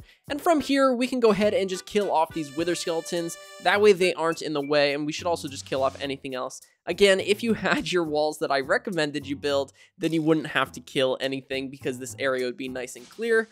But after doing that, we are ready to continue with the farm. Next, what you want to do is grab your trapdoors, and we're going to place down 2 trapdoors right here and 2 trapdoors right here. Go ahead and open all of those up, that way that they think that these are full blocks and they're going to fall into it. Next, what you want to do is dig down by 3 blocks, so 1, 2, 3, and then dig over 1 block to create a 2x2 by 4 deep hole, just like this. Then what you want to do is grab your hoppers, and we're going to place a hopper running into this block right here. Again, having those walls would be extremely useful, but there we go. We're just going to run this hopper right here, run 2 hoppers into that hopper, and then run a hopper into any one of those hoppers. So all of the items are going to flow over into this block right here. So we're going to go ahead and break all of these blocks, set down a double chest right here, and then clear out this area so that we have an area to AFK and stand in. Next, you want to grab your pistons, and we're going to place down a piston on top of that chest, break this block and place down a piston, break this block, place down a piston, break this block and place down a piston. So all of these pistons are in alternating directions. Now what you want to do is break this block, this block, this block, this block, this block, this block, and then again, these 2 blocks, and then the block next to the piston, these 2 blocks, and the block next to the piston. What this is going to let us do is place down redstone torches on this side of the piston, just like this, inside of the 2x2. And then what we're going to do is grab our observers and point our observers so that they are looking at those redstone torches. That way we can have a nice little trident killer here. And this is going to make the farm completely AFK. Now what you need to do is go ahead and fill in all of those holes. That way you can actually get things in here without them falling into the holes. Then we're going to break this block and this block temporarily so that we can get over inside of the kill chamber, where we're going to AFK, close this off, and then place down a slab right here. And this is going to be where you stand while you AFK. This is going to allow you to collect all of the XP, and it's going to make it so that you are nice and close to the farm. Alright, you might notice that we are now trapped inside of the AFK area, so it would be a good idea to have a way out of here. Now you have two options. One, this is a perfectly good wall and you can make a nether portal here. That way you can just walk in and out of your Wither Skeleton farm from the overworld, and that is definitely something that you can do. But the easiest way to do it is go on the side with the chest here, and we're going to dig over 5 blocks until we hit the nether fences on this wall right here. Go ahead and break these fences, and then break all the way up to the surface. From here, we're going to place down scaffolding, and that is just going to allow us a really easy way in and out of the farm. It's going to run right up here. This isn't going to affect the farm whatsoever. You're going to be able to climb down here and then get inside of your AFK area. If you're feeling a little unsafe, you could just add a door right here, and that would make it so that you are completely safe. But as you can see, this thing is already filling up with a ton of mobs. Alright, I went ahead and added a door here and a nether portal. However, in the materials list, I only included the scaffolding because that's all that's really necessary. This obsidian portal and this door are little extras. So what we can do now is just go ahead and kill off everything inside of the chamber, just that we can go ahead and throw in a trident, and from there, this thing will be completely AFK. So we're just going to go ahead and throw a trident at that piston right there. And then again, we just saw all of the XP get collected by me, and all of the drops are going to end up inside of here. Let me just drop in some of the other drops that I have picked up while building this. And again, this is going to give us Wither Skeleton skulls. So the best way to do it is to get a looting 3 sword, which I'm about to do. Then we're going to go ahead and AFK and collect up all of the drops. And one final thing that I forgot is you are going to need to place down a lever on this piston. That way we have a way to turn the farm on and off. After doing that, if you want to add more storage, it's really simple. All you're going to do is break this block, these 2 blocks, and then we might as well break these blocks as well. We're then going to place down a double chest right here, and again, breaking blocks does make this process significantly easier, and you can always go ahead and replace them later. So I just went ahead and placed down a hopper right there. We can go ahead and place these blocks back, and just like that, we have completely doubled the storage, meaning that we could technically AFK for twice as long. Again, this is by no means necessary, but if that's something you want to do, that is a very easy expansion that you can make to the farm. But if we go ahead and sit here with a looting 3 sword, you can see that that Wither Skeleton is getting destroyed by the Trident Killer. If we stand here with a looting 3 sword, we are going to get around 20 to 30 Wither Skeleton skulls per hour, which is an insane amount because that is, let me do some quick math, around 6 to 10 withers per hour. Yeah, 6 to 10 withers per hour worth of skulls, which is absolutely incredible. That is plenty of nether stars. But yeah, all you have to do now is sit here, AFK, collect tons and tons of experience and all of the drops. Alright, that is going to do it for today's video. Hopefully you guys enjoyed this one. If you did, then be sure to subscribe and leave a like. My name is 1UpMC, and I will catch you guys in the next one. This is the easiest Bonemeal farm for Minecraft Bedrock, and as always, there will be a world download in the description. The first thing you want to do is find a place to build the farm, and I recommend building it fairly close to shore, that way it's easy to get to, but not too close that you're loading in all the mobs that are on shore. So right here is a perfect place to build it, and we're going to come down to the surface of the ocean, and we're going to build a pillar all the way up till we hit air. Next, you want to grab your magma blocks and break this block on the surface of the ocean, and then we're going to place down a 2x2 of magma blocks just like this. Grab your blocks again and place down 3 more blocks to create another layer of blocks over top of the magma, and then we're going to come underneath and break our pillar that we placed before. The next thing you want to do is place down a temporary block underneath of the magma, and then we're going to build a 2x3 platform using our building blocks. Go ahead and break that temporary block now, and then we're going to grab our chest and place down a double chest at one of the ends here. Go ahead and break this block now and run a hopper into that chest. And then we're going to grab our rails and place down normal rails on all of these blocks except for one of these 2 blocks. Go ahead and place down a powered rail on that one, and then go ahead and turn that on with a lever just like this. You can then grab your minecart hopper and place it on that powered rail, give it a nice little nudge, and that is going to be the collection system for the farm. Now grab your blocks, and we're going to place down 3 blocks on this side just like so. 3 blocks on this side, clicking on the hitbox of that rail just like this, and do the same thing over here, 2 blocks, and then over here we want to do something a little bit different. We're going to place down a block right here, and then a slab right here. That way we can still open this chest, and again, this is going to be where all the drops end up. After building the collection system, you want to grab your soul sand now and build out 7 blocks in every direction from this magma. So we're going to place down 7 blocks here, 1, 2, 3, 4, 5, 6, and 7, and then 1, 2, 3, 4, 5, 6, and 7. We're going to go ahead and do the same thing on this side, so 1, 2, 3, 4, 5, 6, and 7, and then 1, 2, 3, 4, 5, 6, and 7. Now that we have these corners, we can go ahead and connect them up to create a giant soul sand square.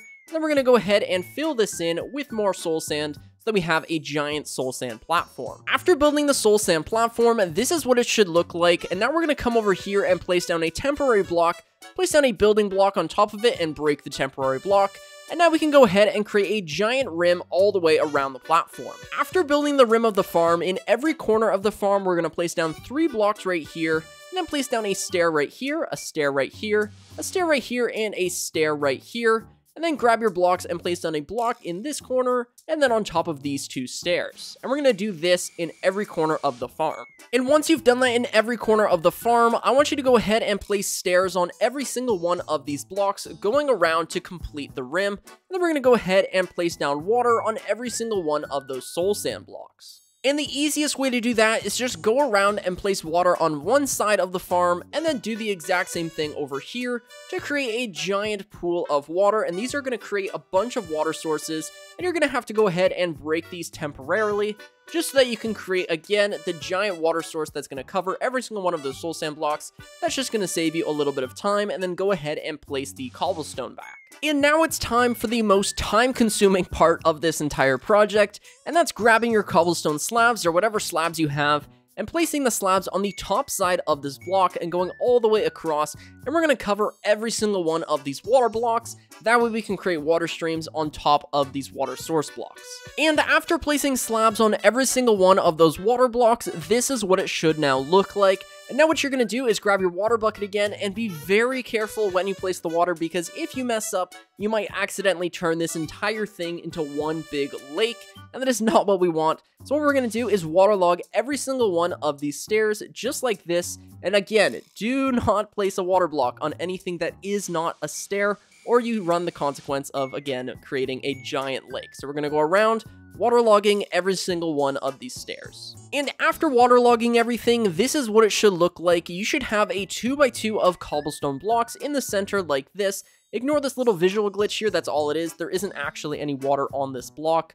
But again, you should have a 2x2 in the center, and if you don't, you either A, built it wrong and it's the wrong dimensions, or B, you did the dreaded and you made a lake. So you have water source blocks where there shouldn't be, so you might have to go and check that. But when you are done, you should have a 2x2 in the center. And once again, now for another time-consuming part, and that is going to be breaking every single one of the slabs we just placed. We have our water streams, we are now done with them, so we're going to go around and break every single one of the slabs. And after breaking all the slabs, this is what it should look like. You have your 2x2 of cobblestone in the center here, and again, you have all of your bubble columns. So now what you want to do is go ahead and quickly break this cobblestone and place down a sign. Do the same thing for every single one of these cobblestones, and that way you're not going to create water sources, because if you did break this sign, it's just going to fill with the water source, and then of course it's not very useful because the sign is just going to leave the water block there. So again, make sure that you break the cobblestone quickly and replace it with a sign. That way you don't accidentally waterlog a sign. It's not a big deal if you do, just make sure that there are no water blocks inside of this magma area. And that is basically it. Now all we have to do is create an AFK spot, and as you can see, we're already having fish spawn. They're going to end up in the magma, and again, all of their drops are going to end up down in this chest right here. And the easiest way to build an AFK platform is come over to whatever side of the farm you want to access your AFK platform.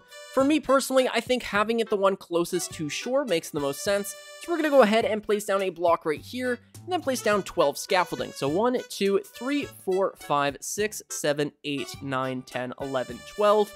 And after doing that, just build out with 9 blocks. So 1, 2, 3, 4, 5, 6, 7, 8, 9.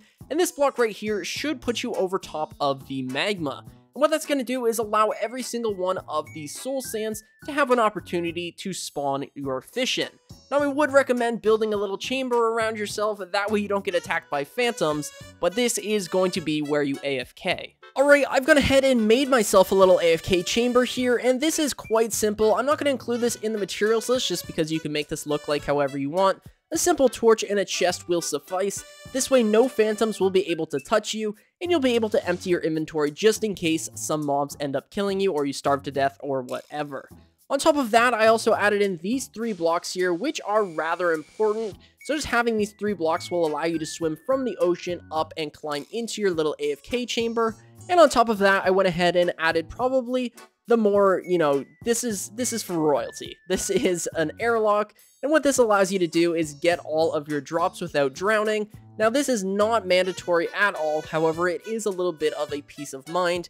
You're able to get your drops and then swim back up without worrying about drowning. But again, I think you should be able to get all of the drops without taking any damage. So again, this is for royalty. You don't need this. Now, this thing is an amazing bonemeal farm. Not only is it going to create a ton of bone meal, but it's also going to generate a ton of fish and a ton of ink, making this both a bone meal, food, and ink farm all in one. So it really is one of the better farms that you can build. But that is going to do it for today's video. Again, a world download will be in the description. Go ahead and join my Discord. I hope you guys enjoyed this one. If you did, then be sure to leave a like and subscribe. My name is 1UpMC, and I will catch you guys in the next one.